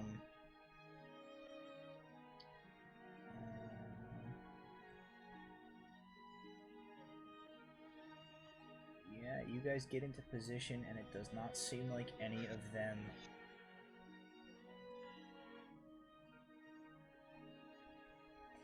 At one point, you see several of them as you guys are kind of like moving into position. There's like kind of a you hear like a halt as everybody in the camp sort of like pauses for a moment. One of the archers, the elven archers, as they're like climbing up here, like a rock shifts under their foot and like clack clack clack clacks down, and this group like freezes and like looks around. They don't seem to see anything at this point. And you guys can hear, as you move into position, just sort of quietly but loud enough that everybody in like the camp can hear him, and thus like you guys are able to hear as well. You hear the voice of Augustus Loftus. I don't like the sound of this. Hurry yourselves up, we need to get out of here immediately. Okay. And these guys begin redoubling their efforts, like piling things onto the wagon, like getting ready to get out of here. Luft is near the cart here, you can see, and from where you guys have moved, you do also see, like, as you had moved around, you see that a lot of the thick vine growth is has like receded since you left. So there's like more holes in their like defensive perimeter than there was. There's a hole here, there's a hole here, where some of that has dropped away. So like this is not necessarily the only natural choke point anymore. And you're not currently sure where like some of the other lieutenants and folks are as you move into position. But what are you? Oh boy! Oh, we lost Russell. So he's. Russ, are you in audio right now? Yeah. Pardon our cameras being all over the place. We lost Russell. It is forcing me to drop in and out. Discord is doing it itself. I don't know why. That's fun. Are you on a laptop or a desktop? No, I'm on mine. If I turn myself back desktop. on. And my Wi-Fi signal is strong. I don't know why it's being extra crappy tonight. Bummer. Well, if I turn myself back on, everybody has to look at me twice, and nobody's in the right windows. But at least everybody is in a window, so that's something. It's something. It is what it is.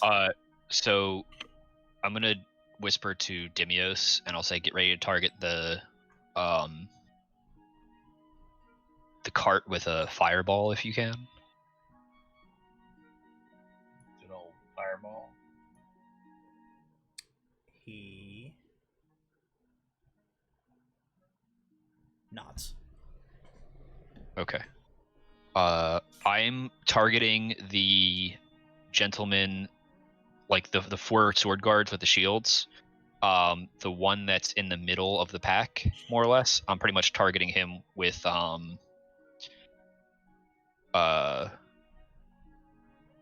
I keep calling it creepy green light, but that's not the name of the stupid spell. Sickening Radiance, I think it's called. That's the one. Sickening Radiance. So Sickening Radiance is gonna light that area up and make a nice little barricade. Fireball. 120 feet. 150 feet. 150, yeah. And creepy green light's 120. Yeah, so you're 100. You're 120. Dimios is 120 from the cart, so he's good. Oh, is Russell back? Okay. Okay, let me hide myself. He again. looks back.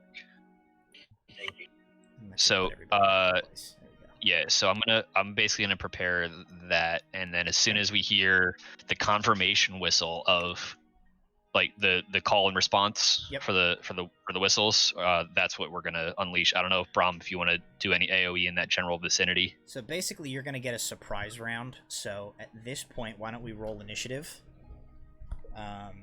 And you'll take a surprise round that everybody gets to do something because they do not know you're here yet. Cool. 14. 19. 21. 12. 6.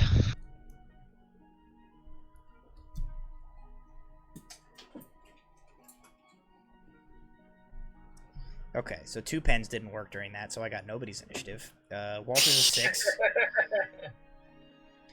12 I heard was Brahm, right? Somebody was a 14 for Alar. 14 was Yeah. Alar. I was 12. Yeah. I got 12. Osrius? He was 21. 21. Minimir, 19, right? Yep, 19. Okay, the guards suck. We have...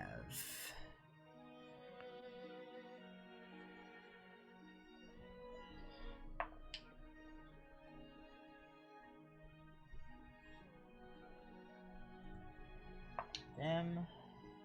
We have Luft, who is...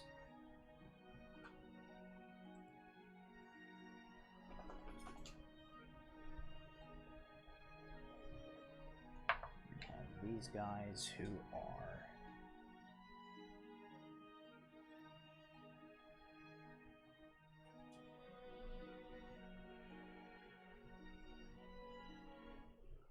Alrighty, so... as you guys take up your positions,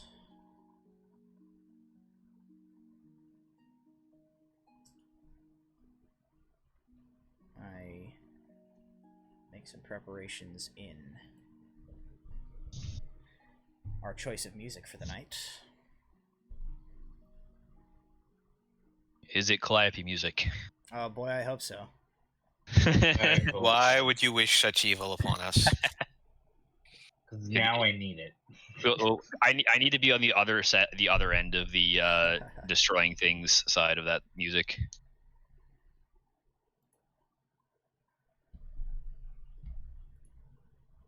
Uh-oh. Uh-oh, what? Oh, you told it to stop, that's Yes. what. Oh, well, Russ just dropped out completely. Shit. I believe in you. You can do it! Ooh, Battle of the Giants.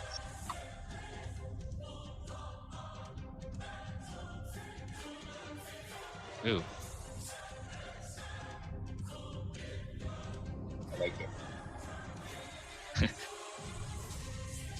I'm gonna kind of whisper to Oz, like, there's a big angry guy in there with a huge sword. We'll leave him to you, if you don't mind. I'm a big angry guy with flame hands. I got it, meat skin. Alrighty. Osrius, you are the first in the initiative. What is your plan, sir? Alright, I'm going to hold an action. Is there like can I actively say there's like brush in front of me for like 10 feet? Yeah. Like say about like right here? Or I guess am I so I'm gonna say I'm in this like 5-foot square right here. So These are 10-foot squares, if they by the get by, just in into case, about- just so you know. oh, these are 10-foot These are squares. 10-foot Okay. squares, yeah. Anybody does get close, gets through here with the held action, I am going to light the brush underneath that square and fire. Alrighty. Okay, so that is That will Osrius' be held me. action. That's it. So Uh, once the festivities kick off, it's just everything's gonna be on fire. Minimir, you hear the signal, you hear the from up in this vicinity over the where your people are positioned. So you are up in the initiative. It is your turn. I'm going to do another call back, but I'm gonna pull out an arrow and get ready. But I'm gonna wait till they start bottlenecking out Okay. to us, or until they come into my view, because I don't want to give away where Alar and I are. Alrighty. They are surprised this round. Alar, you are up. I am gonna hold my position as well, and take aim at whatever the closest guard is. But hold my fire until they start running toward this bottleneck, because I figure they'll run for the run this way after arrows from one side, fireballs from another. This will be the only path Stuck out. in the middle with you. And yeah, Alrighty. so That's fine. my action will be to hide. Okay. It is Brahm's turn. I have pulled up his character sheet. He'll hold an action as well. I'm back. He's Oh, you're back. back. Okay. Then I will close my Pause character for sheet. because I no temporarily, longer hope need it. maybe. I will turn my Well, camera I off. was gonna say you may need it. Now I My have- camera's on to me. no, Yeah, I no, I you're have good. to turn my camera off every time you come back because Oh. I have to move everything back in the right position. So, Brahm, it is your turn. Okay. What is really? I haven't. Everybody has essentially everybody missed the has last held an 15 minutes. action thus far. Like the signal went up, and everybody's Uh, just waiting. The people that need to blow things up are like really low on the initiative. So Yeah, we need the rangers to shoot the arrows down to start the chaos. Is what I'm waiting for.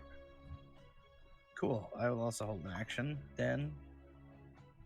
That when some dudes show up, we're gonna find out the answer to the question: will it blend? Okay. Don't breathe this. Alrighty. Luft does nothing. Rangers open fire. So that is going to be. Oh boy, I wish I had more d20s up here. Alrighty, so they're gonna take What's that shots little at these variable guys. here? I'm just gonna roll them as a group so that we don't sit here for 5 hours while I roll dice by myself.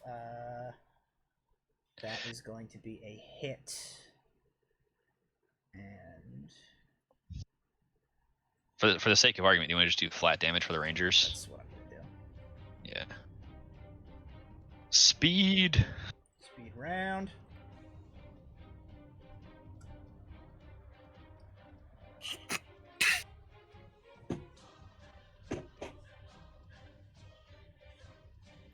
Let's see how much HP these dudes have. Okay. Rangers do flat damage. They're gonna do. Okay.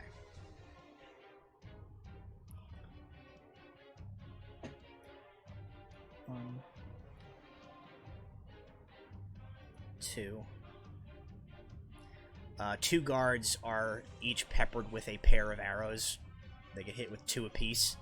So four of the archers instantly just take out 2 of these guards that you guys can kind of see through the trees and rocks a little bit over here. And 2 arrows strike these other guys, but they are still on their feet. And that is the archer's turn. So you guys hear these sort of like you do the call and response, and then you hear the final like, and the twang of several bowstrings can be heard immediately, followed by a chorus of like screams from within the camp as several of the company employees within are peppered with arrows. That brings us to these guys who don't get to make a turn because they're surprised. Walter, you're up. What's Stimios in the? He's right behind you.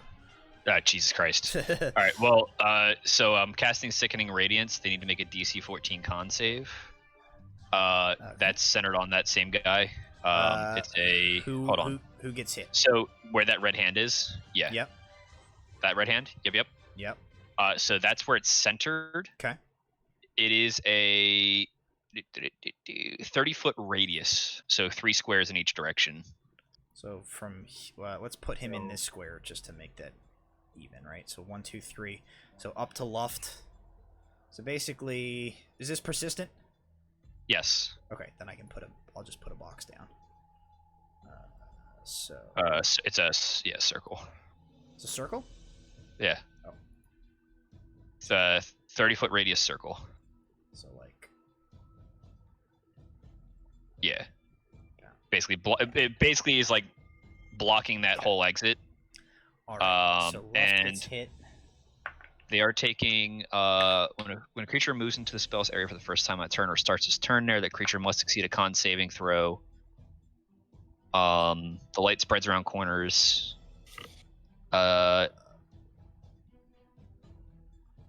So at the start of their turn, they'll take the damage. Gotcha.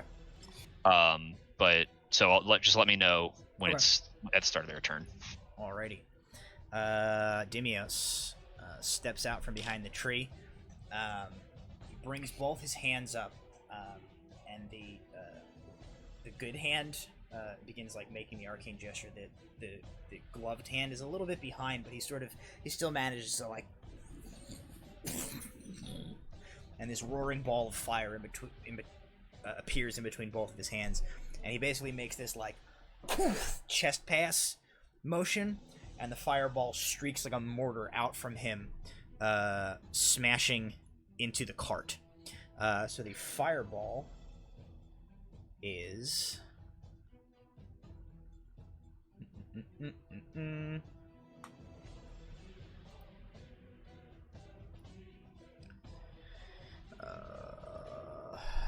20-foot radius sphere.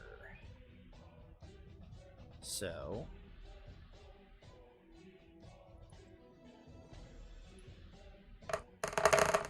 Sorry, question on wording. It says when a creature moves into the spell's area for the first time on a turn or starts its turn there. yeah, Is that an instant effect? when a Because creature that's the first- moves into The spell's area for the first time on a turn or starts its turn there. So if I cast it into a bunch of creatures, does it count as that turn? I don't know. I think we Whatever. usually do it like that. I thought that's how we have been doing it, but I didn't want to like nuke out everything necessarily. I mean, they Or I can- do, but you can roll damage. Alright. Basically, so like, let's 2, 3, 4, 5. do Dimios' nonsense first. Okay. Okay. So these guys will roll. It actually Everybody- doesn't. It actually doesn't matter if they succeed. 1, 2. So this guy, this guy, this guy are basically instantly just vaporized By the fireball. by the fireball. Luft gets like blasted back. You hear him like "Ah!" As he gets like flamed. And the cart is just engulfed in fire. Alright. The cart also has a crappy hitbox when it comes to things being put on top of it for a surface that is ostensibly one big flat surface. Okay, there. We had to take that sack of grain Great. off of it, and now the cart is on fire. And 3 guys you just hear go like "Ah!" as they are engulfed in this inferno that just For the sickening explodes. radiance damage, is. it's 24 if they fail, 12 Okay. if they succeed. Alrighty. Pretty sure. Then.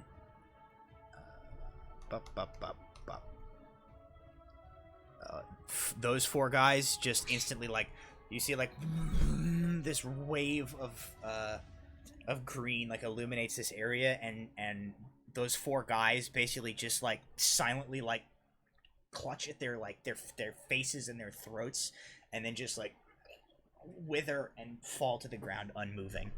So These it guys says- like stagger and look quite rough, as does Luft, but they are all still on their feet. All right. If they failed their save, Yes. they are taking a level of exhaustion, Okay. the radiant damage, and they are glowing. They emit greenish light in a 5-foot radius. So Luft and these 2 dudes are irradiated. All right. Alrighty. That makes so it's impossible for them to benefit from being invisible, and if they stay in the light, they will continue to take exhaustion levels and damage. Okay. It is. Those guys don't do anything.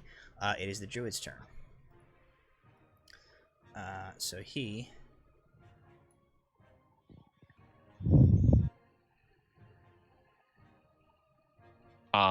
Did you want to do the triggered stuff as well, since everything is kicked off? Yeah, we can. So I don't know what you guys want to do with the druid, or is the druid acting on his own accord? He's acting on his own accord. Okay. Yeah, I figured he would. 20, 30, 40, 50, 60.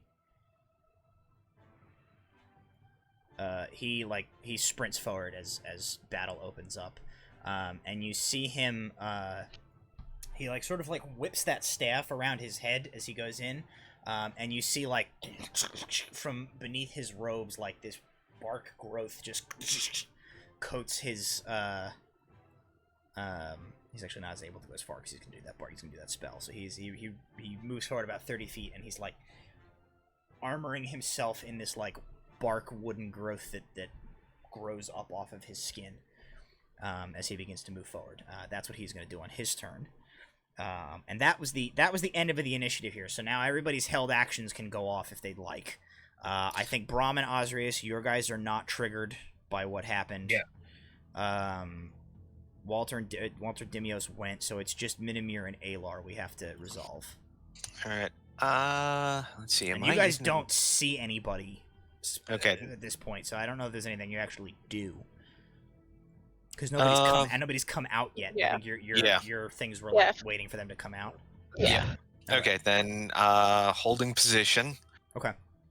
Yeah, I'm just holding. I'm watching to see what the druid does, and I'm holding. Okay. I imagine you guys just watched a nuclear explosion from the camp. Oh yeah, when I look at Yeah, Alar, a mushroom what the cloud hell for a second? came up from the other side of the trees a second ago. when the fireball goes off, you just see Alar's face split in a giant grin. And very quietly in Elvish, he says to Minimir, "That's what a wizard can do." I'm gonna let it go because they're taking them out, but they better be able to put that goddamn fire out too. Alar might not. We'll take care of it. I you promise. better. And then I promise. Okay. So back to the top of the order. Osrius. Shit's kicking off. don't run through the radiance. Don't run into the green stuff. I was gonna say if I So can't I'm run into rereading it. This is not a half damage spell. This is a save or suck. Okay, so then these guys didn't get damage on their turn. So They're not as hurt. Okay, so if they didn't they succeeded their check. They succeeded. The other guys Okay, so- failed and got wasted. So then they are not glowing and they don't. They're have not glowing. They're not exhausted. They That- didn't take damage. Sorry. Okay. I still vaporize 4 people. I'm fine with that. going to move. Okay. I'm going to move right here. Okay. Okay, so you move about 50 Okay. feet to get you to the edge of the beam of Then yeah, green irradiation. yep. And then I'm going to throw something. Okay, you throw say something? something. He threw a rock I'm at him. going to throw a javelin. Hell yeah, at this guy. Okay. Pick a fight with the big That one. is Luft. So This you guy. come barreling out of the woods in between this this open gate as this inferno rips past, and you lock eyes with this huge. He's not as big as you, but he's a big, wide, broad-chested human with a big. Well, it maybe was at one point a very big, impressive mustache. It is now just two little, Salvador Dali crispy pieces here. The rest of it has burned away. But he Okay. just looks at you, and you see veins in his neck just bulging in this fury. Go ahead and roll to hit if you're throwing that spear at him or that javelin at him. Yep. And that is going to be a 17. Oh yeah. Go ahead and roll damage. That's what I like to hear. Not gonna be much, but it's okay. Okay, yeah. That was a 1 on the roll plus 4, so that is a 5. Okay, 5. Alrighty, so he's like kind of reeling as he tries to like pat the embers off of himself, and he like looks up at you like, what? As you just hurl a javelin at him, which he like tries to sidestep, but it like still catches, it like rakes across the front of him.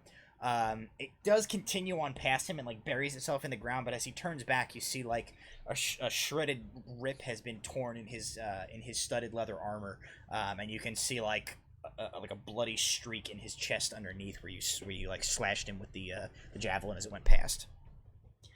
Alrighty, Minimir, it is your turn. Okay. I will follow the druid in since they're not coming out, and I don't want everyone to have all the fun without me. So going in, I have 35 feet. 35? Okay. Mm-hmm. So you can go 10, 20, 30, like you're here-ish. You're probably in sight of like this guy through the rocks. All right, I'm just gonna shoot him with a regular arrow. Okay. That is a 13 to hit. 13 to hit.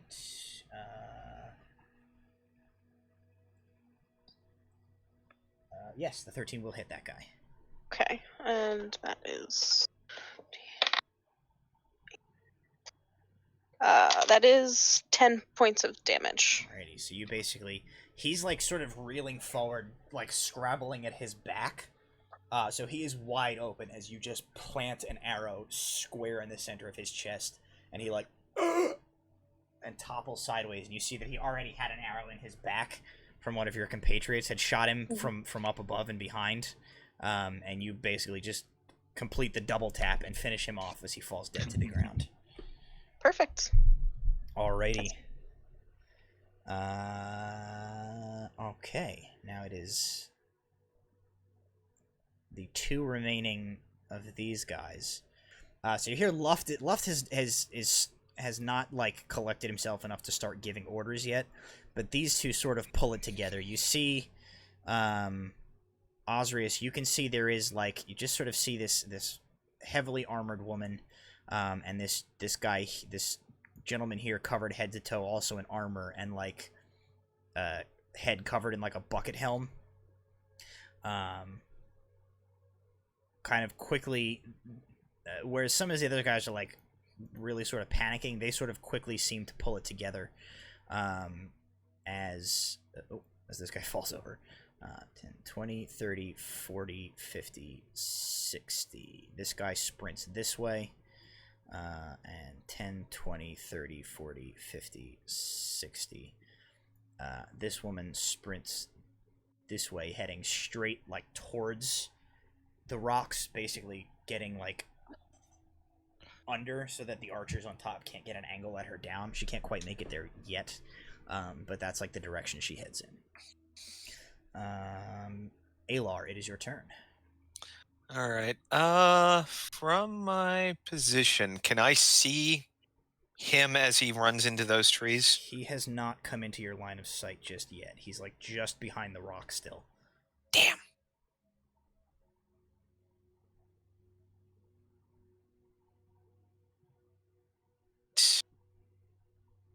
Actually, wait, where is he standing? Oh, yeah, he's still behind the rock from where you're standing. Okay. Me 10, 20, 30. This will put me right behind the druid. Okay. And there's nobody in sight, so basically, Right. I'm keeping my head on a swivel. Okay. Alrighty. Brahm, you are up. So you see Osrius has moved forward. Just a vicious explosion of magic has happened at the front of this encampment, and you can definitely hear the sounds of things kicking off in there from where you're standing.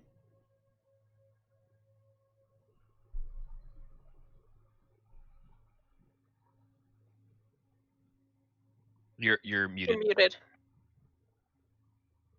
Is anybody else still around me, or Dimios and Walter are still and next to you. Walter, yeah. And We didn't there's move. We're nobody not going to. see yet, right? There is nobody you can see from where you're standing because nobody's come out. All right, I will continue to hold the action from before. Alrighty. That brings us to Luft himself. So He's got to make that save. Funny you should hold that action. Yes, he will make his save. The dice is an 18, so I don't think it matters. He makes it. Yeah, I don't think it matters what his mod is. So he's gonna make that save, and he comes charging straight at Osrius. 10, 20, 30, 40, 50, 60.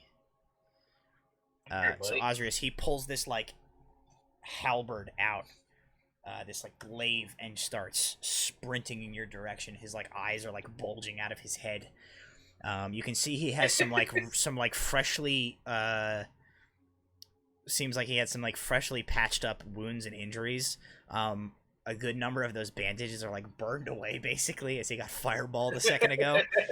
And he just comes sprinting in your direction. And it's just like basically he's just howling at this point. He's like, kill them all! And as he does that, Brahm, he probably does come into your line of sight for your held action. Okay. As long as that spell has a range of at least 10, 20, 30, 40, 50 feet, you're okay. Let me find out. 60 feet range. Yeah, okay, range, yep. so we're good. He runs right into range of your reach with that spell. Okay, so it's gonna be bad news bears for him again. Oh I no! can't. Not again! I'm out of 4th level slots, so it won't be as Okay. assaulting as the last time. But that is gonna be, if the thing wants to load here. Oh, gonna take a 17 save. points of damage. 17 points. Nope, no save. Oh, It it's just that one. happens. It's just cloud of daggers. So just like It's my favorite. cloud of daggers. Osrius, he like comes running at you. He like this like cloud of like slicing like air semi-solid slashing blades appears, and just like he just like headlong hits it, and this like cloud of blood comes out. And he's like, "Who the fuck keeps doing that?" Ah! I love that spell. I love He's that still spell on his so much. feet. He's fucking furious. I make my stealth check to keep from cackling. Okay. So that is his turn. And it brings us to the Elven Rangers again. So they're gonna fire again from their advantage. They definitely hit, so this guy gets wasted.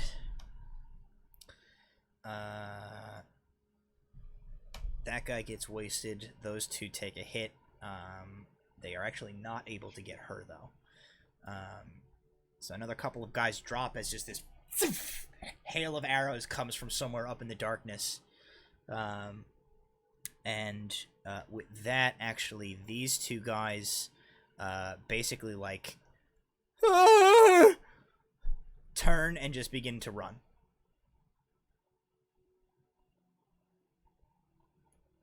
This guy runs this way. This guy starts to run this way. He goes 10, 20, he goes about 30. And, like, the guy with the bucket helm here, like, slightly turns. Just like, and he goes, and he just, like, hooks this way and goes this way. And begins to run that way. There's two more of those type of dudes in They're here, so they'll make their save again. So, Another 14. 18 on the dice. All right, well, they succeed. Okay, what kind of save is it? DC 14 con save. 14. Okay, well, they can't get down to a 14. And their cons are +1 anyway. All right, so they're okay again. They will get out of the creepy green light. Let's see, which way are they going to go to get out of the creepy green light? Probably just like this. 10, 20, 30, 40, 50, 60. They're going away from. They're not as aware of the arrows as the other guys were. They're just going away from the like nuclear apocalypse that is hitting them from the side. They run straight this way as they back up and get as far away from spellcasters as they possibly can. Which is those guys' turn. And Walter, it is your turn again. All right. I am going to try to lich slap. What's his name? Luft. Yep. Okay. Let's see. Where are all my spells? So chill touch. The 2 hit is a 10. Okay. So it's a It's not gonna 10. I assume does not break his AC. Yeah. Otherwise, I will just continue keeping the light up. Okay. That's all I'm doing. Alrighty.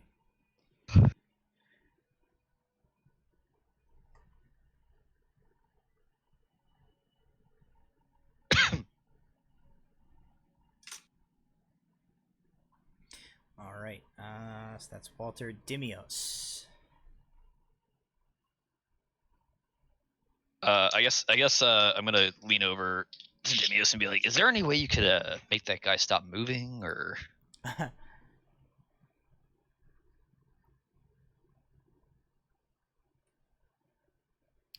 question: does Dimios have hold person? No, but Dimios does have a Fireball. he could theoretically fireball again. He's not going to. No, he's going to chromatic orb. So he like after the fireball, you see his like his gloved arm basically like falls limp to the side, and he's like and he resets like the good arm, and like you see him like compress his hand, and within the center of his hand there's like this like baseball sized rapidly flickering orb of energy appears, and he just like hurls that in the direction of Luft. So he's gonna make a ranged spell attack, which is going to be a 15 plus a bunch, so he will definitely hit. I've never used the spell Chromatic Orb before. Isn't that fun? That's the entire point of rolling a wizard. You get to use spells you've never used before. Roll or die trying. Oh, I get to choose. Okay. He's gonna do 3d8 points of lightning damage.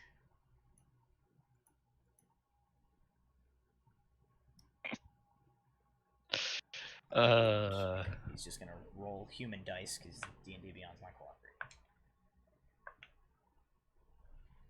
Luft is gonna take 9 points of lightning damage. So not that great. So Luft is also as he's being blended, as he's being creepy green lighted, as Osirius is about to ruin his goddamn day. He is still on his feet. Dimios, he kind of casts that spell, and as it's not like incredibly effective, he kind of like frowns. He goes, and he sort of looks at you and says, "Ranged magic was never my specialty. I'm afraid I'm going to have to get closer." And he's going to move forward 10, 20, 30. He'll begin to move in that direction. And you see his one hand is basically just like flopping at his side now as he begins to walk. But that other hand he like puts out to its side like this, and you can just see like almost like darkness seems to be beginning to like gather around his outstretched hand as he moves forward. That is his turn. Which brings Walter us doesn't know that spell, but Jason knows that spell. Which brings us to the one remaining of this guy, and he He has to make Roll a to see- DC 12 he's con gonna roll save to to see not how force his- flail himself. I actually had him roll to see how his morale held, and he did not do well. So he also breaks and runs. He runs this way. I guess he can get right here, right? He runs up in this direction. That is his turn. It is Mr. Druid's turn. He is gonna go 10, 20, 30, 40, 50, 60. He runs straight in here. And Minimir, you see him basically break the rock wall on the inside and get into the open camp, and immediately his head swivels this way, and then locks on something straight ahead of him, and he beelines in that direction and then runs around the corner out of your line of sight. But that is his turn, and that will bring us to the top of the order. Osrius, it is your turn. Great. So Luft is currently right in front of you, being slap chopped, and you're up. Just Great. slap it. All right. First, we're immediately going to rage, Yep. which Naturally. then therefore makes him take 3 fire damage. Does he have to save for that, or does he just take the damage? When this effect is activated, all other creatures in your aura take 3 fire damage. Okay. Aura's 10 feet, right? Yep. Okay, so he will take it. Dimios is still too far away. Alright, so he takes 3 fire damage. Takes 3 fire damage, and with that It's, rage, I am going Good. to hit him twice with the great axe. Hell yeah, great axe. All right. Ooh, those are good. One is 24, and the other one is 18. The 24 definitely hits. The 18 also hits. Both of those will hit. Awesome. And then he'll take some good damage. Is 17, 21, 22, 23, 24, 25, 29 damage. Alright, you cleave into him.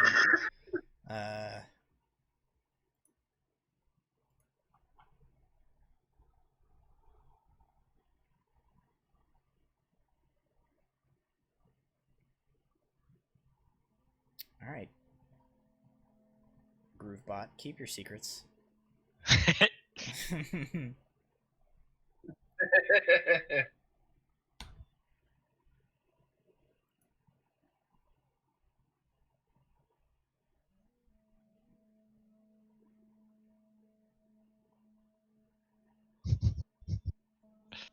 I can't hear it, and I don't know why. It may be deafened, or it may be muted. Is it playing anything? It should be playing. It's server deafened. What the hell does that mean?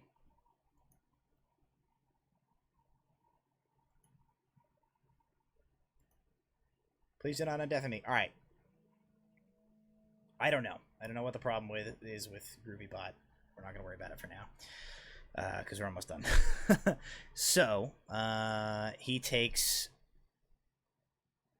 a walloping of damage, 29 points of damage from Osrius. And he sort of doubles over as he sort of deflects a little bit the first one, even though it slips past his guard and slashes into his ribs. And then as you whip it around and hit him with the follow up, you just drive your great axe into his side, and he doubles over as you pull the great axe out with this gout of blood. But he is still on his feet. Minimir, it is your turn. All right. Okay. Huh. Did I hear anybody breaking through over here on the other side of the rock? You Because I haven't gone all the you way. can definitely hear them coming. I'm most gonna- of them are fleeing basically. Just fleet. I'm gonna come that way then. I don't want anyone getting away. I'm gonna go until I can see them, essentially. You basically just have to go like 10, 20-ish.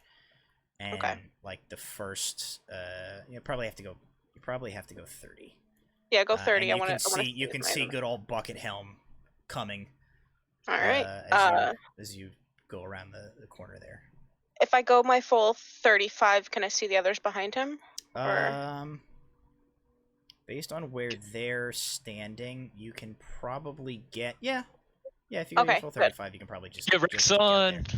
Good. Also, Greebot's just being very quiet. I had to turn up to 200% volume so I could hear it. Weird. So, and they're within 60 feet of me? Yeah. 20, 30, 40. Most of them are, it looks like. Bucket Helm is, and at least one other, right? Bucket Yeah, it Helmet looks like is you'll definitely 10, get one. 20, All right. 30. Bucket Helmet is 40 feet from you. There's guys 10 and 20 feet behind him. All right. Well, I'm just gonna shoot an arrow and conjure barrage because I don't like Buckethead. Buckethead. Alrighty. So that's a natural 20. This is why I Okay. rolled this dice. This is why I rolled this dice the entire time. Natural 20 will definitely hit everybody. So. Or hit him, I guess, and then everybody else deck saves or something, right? Yeah, it is a a dexterity saving throw. Yeah. Which they get a. One guy gets a 15 on, and the other guy gets a crit. So the other guy succeeds. So this guy succeeds for sure. Does a 15 succeed? Yes. Okay, so they'll take half damage then. Okay, so total is 34 damage, so they get 17. That's with it doubled for a crit, so They real dead. They get just absolutely shredded by this barrage of projectiles. What was the total again? it was a 34 total. Okay. I'm just gonna roll for him, yeah. Okay, he does make it, so he'll take the half.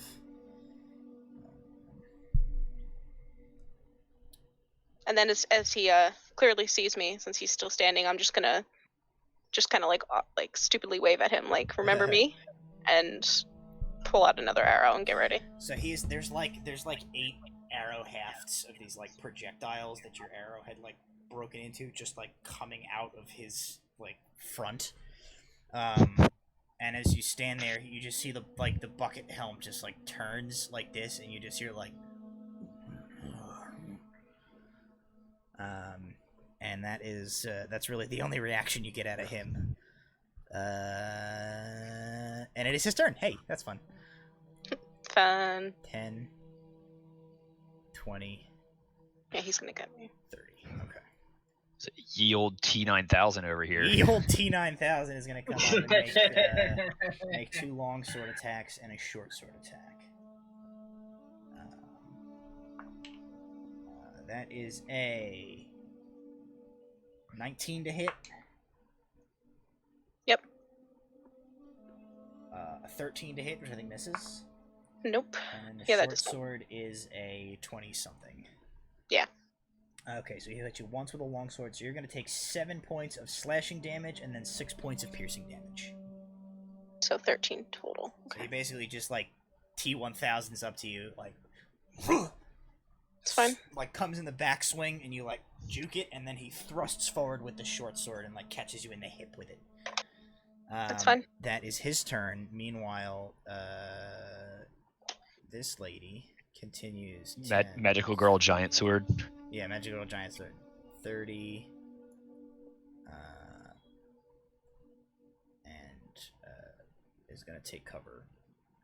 Right, basically here under the cover of this like terrain, so the archers can't shoot her. She can't get out because the creepy green light is blocking her, so she's kind of stuck there for right now. That is going to be her turn, which will bring us to Alar. All right. Buckethead has broke cover, and he's Buckethead has attacked broken Minimir. cover, yes. So Alar is charging forward. He's putting away the hand crossbow and drawing his rapier. Okay. 30 feet will get And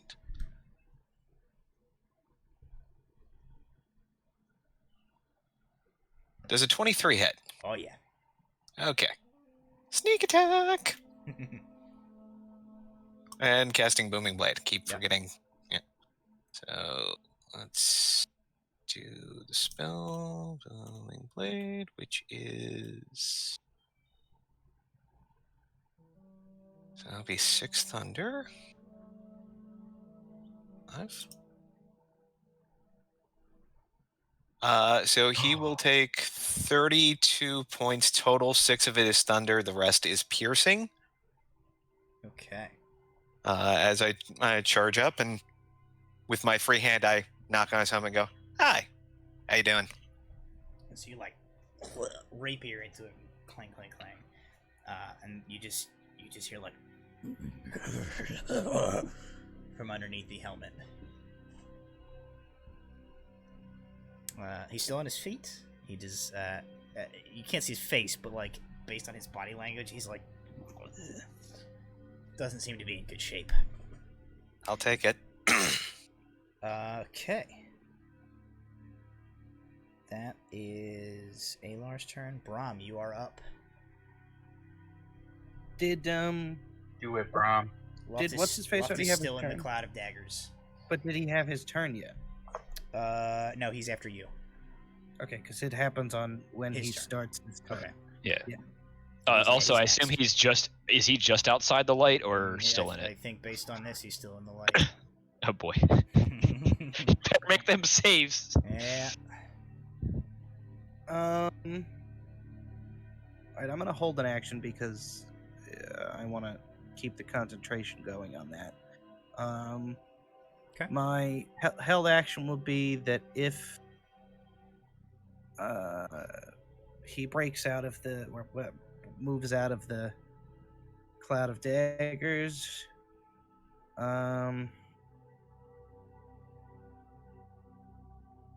I am going to then cast what kind of weapon has he got? It's got like a glaive. It's like a big pole arm, basically. What's the handle of that made of? Probably wood. Okay. Then in that case, I will cast Crown of Madness on him when he moves out of the Okay. The cloud daggers. Alrighty.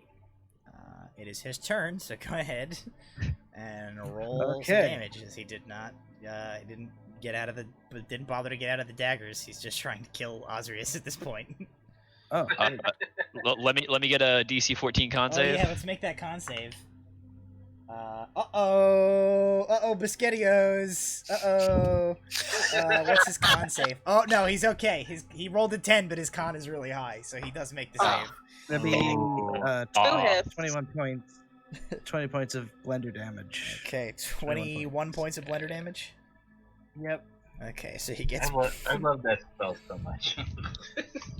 It's my new It favorite. would have been another 17 points of radiant damage too. So, Oh Jesus! but Yeah, he gets. sadly, I also gets, love it because slap chopped I also again. love it because there's no save. It's just it happens and they No, have it's just straight damage. nothing Yeah, they can do. I love it. the save is literally moving 5 feet in any direction. What the hell? Yeah, but like at least first round, like it just happens and there's nothing you can do about it.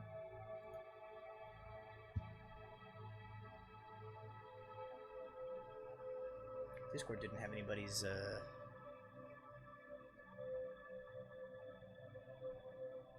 Or Twitch still doesn't have anybody's windows. What the hell's going on here? Yeah, we're off the map, as it were. That's weird. Cool. Yep. Oh well. Twitch broken. Welcome to TWITCH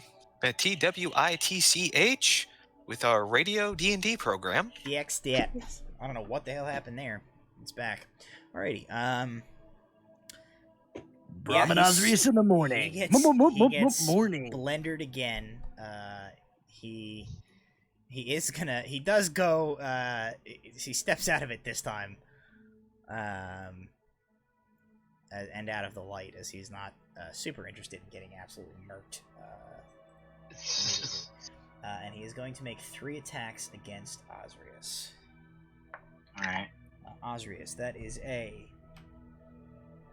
18 to hit. Yeah. A 13 to hit. No. 13 is hit. Okay. And then 19 to hit. So 2 will hit you. Yeah, and I'm gonna use stone endurance on one of them. Okay. So for each one of the hits that you took, you would take 13 points of piercing damage. Okay. So it's already halved because you're raging. Okay. So you only take 6 for each of them, and then stone endurance reduces it more. Yeah. It's 1d12 plus 3. So you'll take no damage from one of them. Yeah. Yeah. So that is 7. I got 7. So he like hits you with the first like smack of this glaive. He comes around, you block the second one with your great axe, and as you like break apart, he swings around again, and he like swings the axe into you, and it basically like it hits you, but it like a shower of like sparks come across your chest as this axe like rakes across this like the stony skin of your body, and he just kind of like looks confused for a second, as if he doesn't even understand what the hell just happened as he hit you with this strike, and you seem to be made of rock as far as he can tell. Okay, that is his turn. The Rangers are going to go again. They will.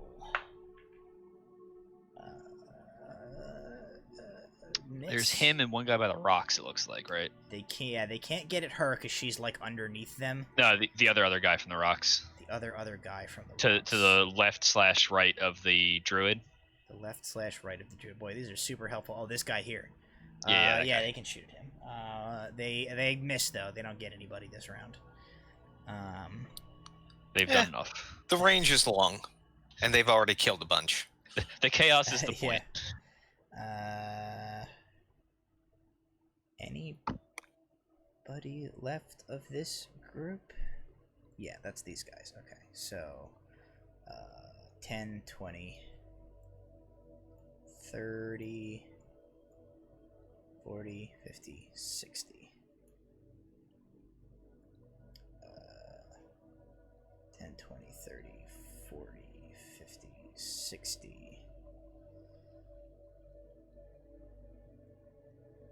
It's just the 2 of those guys left at this point. Looks like there's one guy by the... Yeah. 10, 20, 30, 40, 50, 60. This guy's just running for his life off into the trees. Okay. That is those guys' turn, which will bring us to Walter. We're going to try to make a chill touch attack again. Okay. On Doofus, the large man. Yep, Doofus, the large man. That is his name. That's the name his mother gave him. Mein Doofus. 20 to hit. Oh yeah, 20 will hit. So that is it's 8 points of necrotic damage, and he cannot gain health until my turn. So they like this ghostly, ghastly hand just like poof, hits him and like dissipates as this wave of necrotic energy sort of ripples out across him, and he like sort of looks around. He's got this like wild animal eye look to him. Anything else? I'm going to move up just a smidge. I can't move myself. Move up. I'm gonna move up a little bit closer to Dimios, maybe like 20 feet. Not all the way. Just like I'll still keep like a square away. I just want to make sure that like I can assist in case things go sideways for the old man. Okay. And that's all I'm doing. So Dimios continues to move forward. And as he does, you hear him begin to sing. His voice rises and falls in this sort of like odd rippling harmonics. And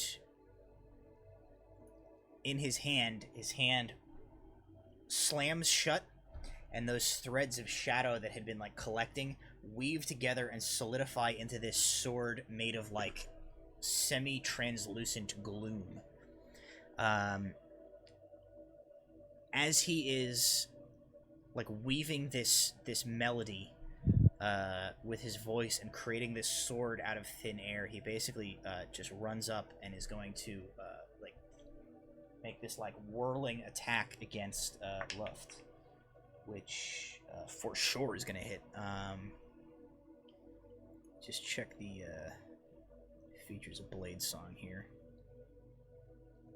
Okay, so that doesn't affect anything. He is going to deal.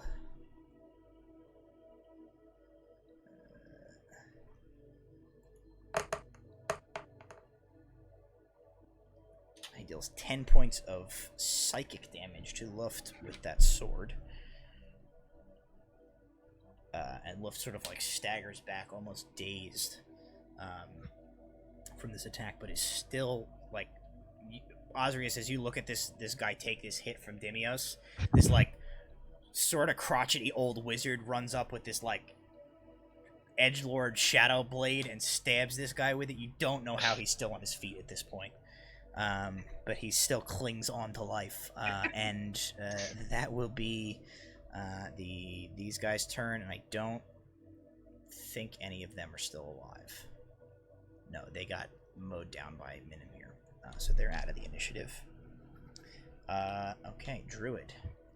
10, 20, 30, 40, 50, 60, 70, 80. He is going to make a save. DC 14 con save. I hope I don't murk the druid. He does fail his save. Go ahead and roll damage. Alright, he's taken 1 level of exhaustion, and he is a very glowy boy.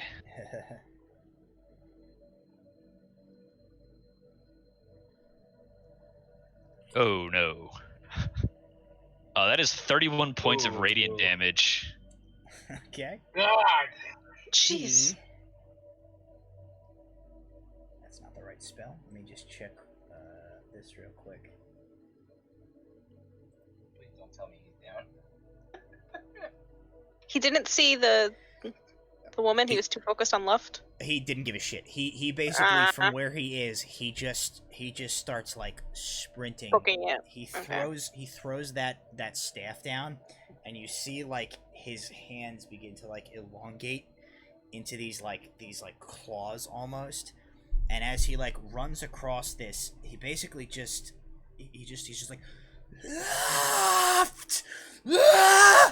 And he like charges into this like irradiation zone, and immediately is just like staggers, like hits the ground, one knee to the ground, like pushes himself up. He looks back up, and like stands up and like takes like 3 or 4 more staggering steps, and then just falls to the ground, unmoving.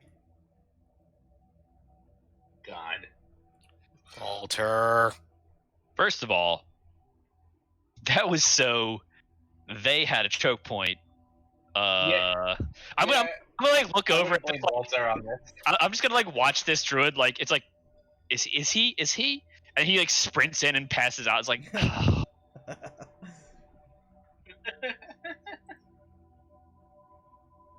gonna hold me responsible for this bullshit. Okay, that was his turn. Osrius, you're up. Alright, I'm conflicted. But it's okay. What I'm going to do is I'm going to move around him Okay. here Oh, you trip on a log and while I there. fall over. Okay. Gotta get into this square right here. Okay. Bonus action, I'm going to get him again for 3 fire damage, but I'm not going to hit our friend over here Okay. for doing that.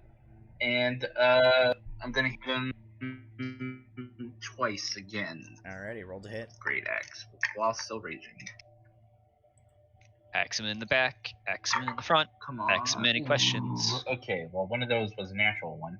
Ooh, okay. That will definitely miss. Well, the natural one isn't going to do anything. The other one is an 18. That would hit, except he is going to use his reaction and he is going to parry. Oh. Okay. So you swing at him and he deflects your blade with his spear, with his glaive. Great. Okay. Alright, anything else? Nope. Okay. That's it. Minimir, you are up. Okay. So he's right next to us. I'm not gonna take a shot at that. Then I'm just gonna stab him with my little short sword that I carry. Okay, go for it. That is a 17 to hit him. 17 will hit him. Okay. And then... Nah, that's not a lot of damage. That's only 5 points of damage. Okay, that is not quite enough. Nope. He is still on his feet. You stab into him. You're inches from the flat helm of this bucket helm. You're just looking into these dark holes in the eyes. You see from inside, but he is still on his feet. Which brings us to his turn. Oddly enough, he is going to make 3 attacks against. He's actually going to make. Let's see. Well, yeah, he's going to make 2 attacks against Alar with the short sword first, because Alar knocked on his helmet, or with a long sword rather. So that's a 3, that'll miss. Second one's an 18 plus things, so you'll get hit once. Okay, uncanny dodge. Yep. And then the short sword against Minimir is a 19. That hits, yeah. Alar, you will take 7 slashing. 7 slashing, halved to 3. Okay. And then Minimir, you will take 6 piercing. Okay. That is all he's going to do. She will take the dodge action in her corner here and do nothing. And that will bring us to Alar's turn. 17 hits. Yes, 17 hits. Okay. Booming blade again. And more sneak attack damage. 1 point thunder damage. 23 points piercing. You just run him through, and the crackle of of the booming blade goes off, and you just hear from within the helm. You just hear and he drops dead to the ground. Okay, I turn around. I see the one that's running. I hear the one that was running the opposite direction. I point toward the left at Minimir. You get that one, I'll get this one. And I am going to use my bonus action. Which one of these is me? That's me. I am going to go charging after this guy. Okay. All right, so you chase that guy. So I get right up behind him. So if he runs, I'm going to try and stab him. Alrighty. That brings us to Brahm. Is what's his face still in the cloud of daggers? No, he moved. Okay. So then that would have put my held action off from before.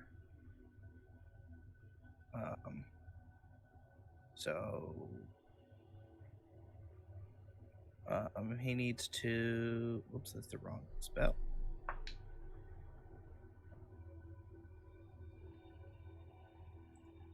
He needs to make a wisdom save. He gets a 11. Okay, so he fails. Okay.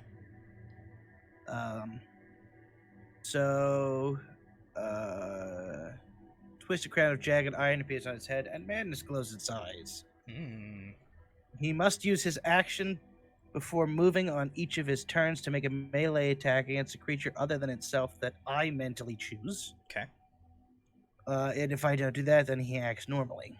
Okay. That was for the.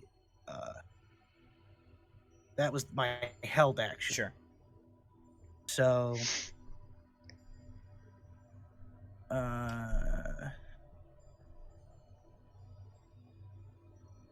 I don't know if that. So whatever he did so last time.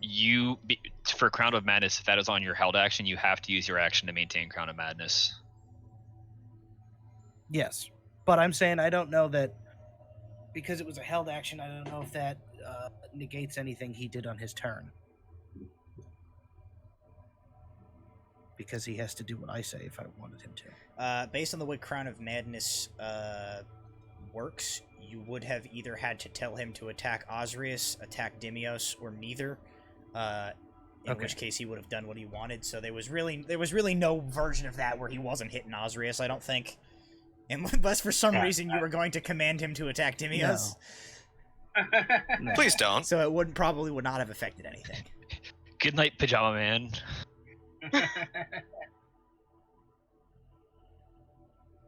Okay. So I'm going to maintain that. Okay, So, so you will maintain on my actual turn. Alrighty. Then it is his turn.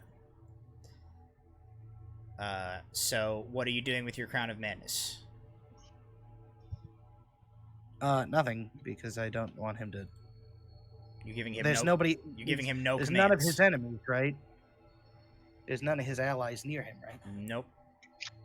Okay, yeah, and I'm waiting until somebody shows up that he can start. Okay, so he is able to act freely then. Yeah. Okay, he's going to attack Dimios 3 times. Damn. Okay. Hit. Does Dimios have shield? Hit. Because he probably would. Dimios gets hit 3 times. It would not have mattered. Oh boy. Using shield. So Dimios will take a total of. Give me a second to do the math.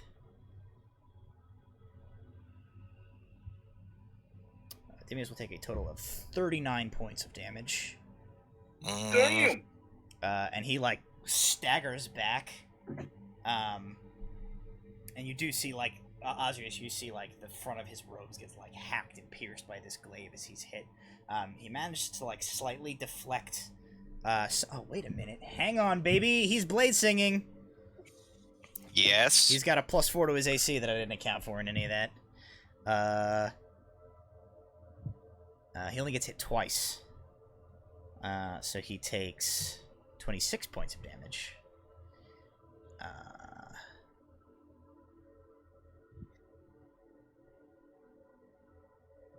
Yeah, he takes 26 points of damage. He is injured. But Osrius, he looks like... Maybe he's not as frail an old man as you had maybe originally considered. He still looks like he's in the fight. That is his turn. That is Luff's turn, that is. The Rangers have nobody to shoot at anymore. They're going to begin to climb down. In preparation for, like, if any of these guys get away from you guys, they're going to, like, start chasing them through the woods. So they'll start to climb down on their turn. And that will bring us to...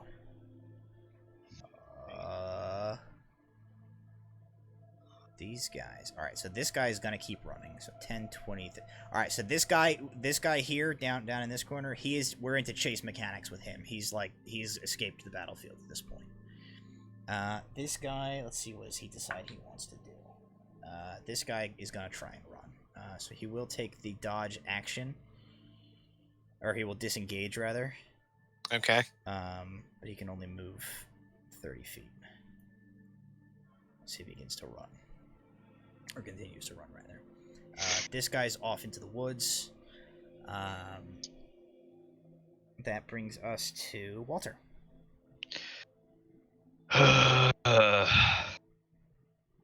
Walter Fine. is currently microwaving a druid. Ugh. I'll dismiss the spell. Okay. Pained expression doing so. Erase. Okay. I thought I did something wrong, and then I realized I couldn't do anything wrong. So I am going to instead. I'm going to try to.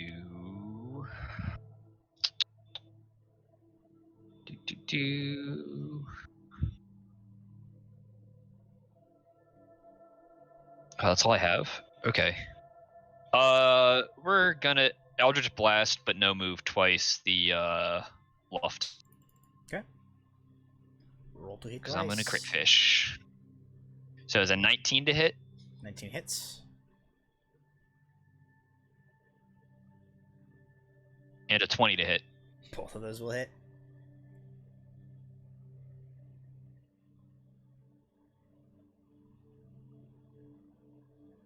So it's a 2 points of force damage and 6 points of force damage. The first one is 2, second one is 6.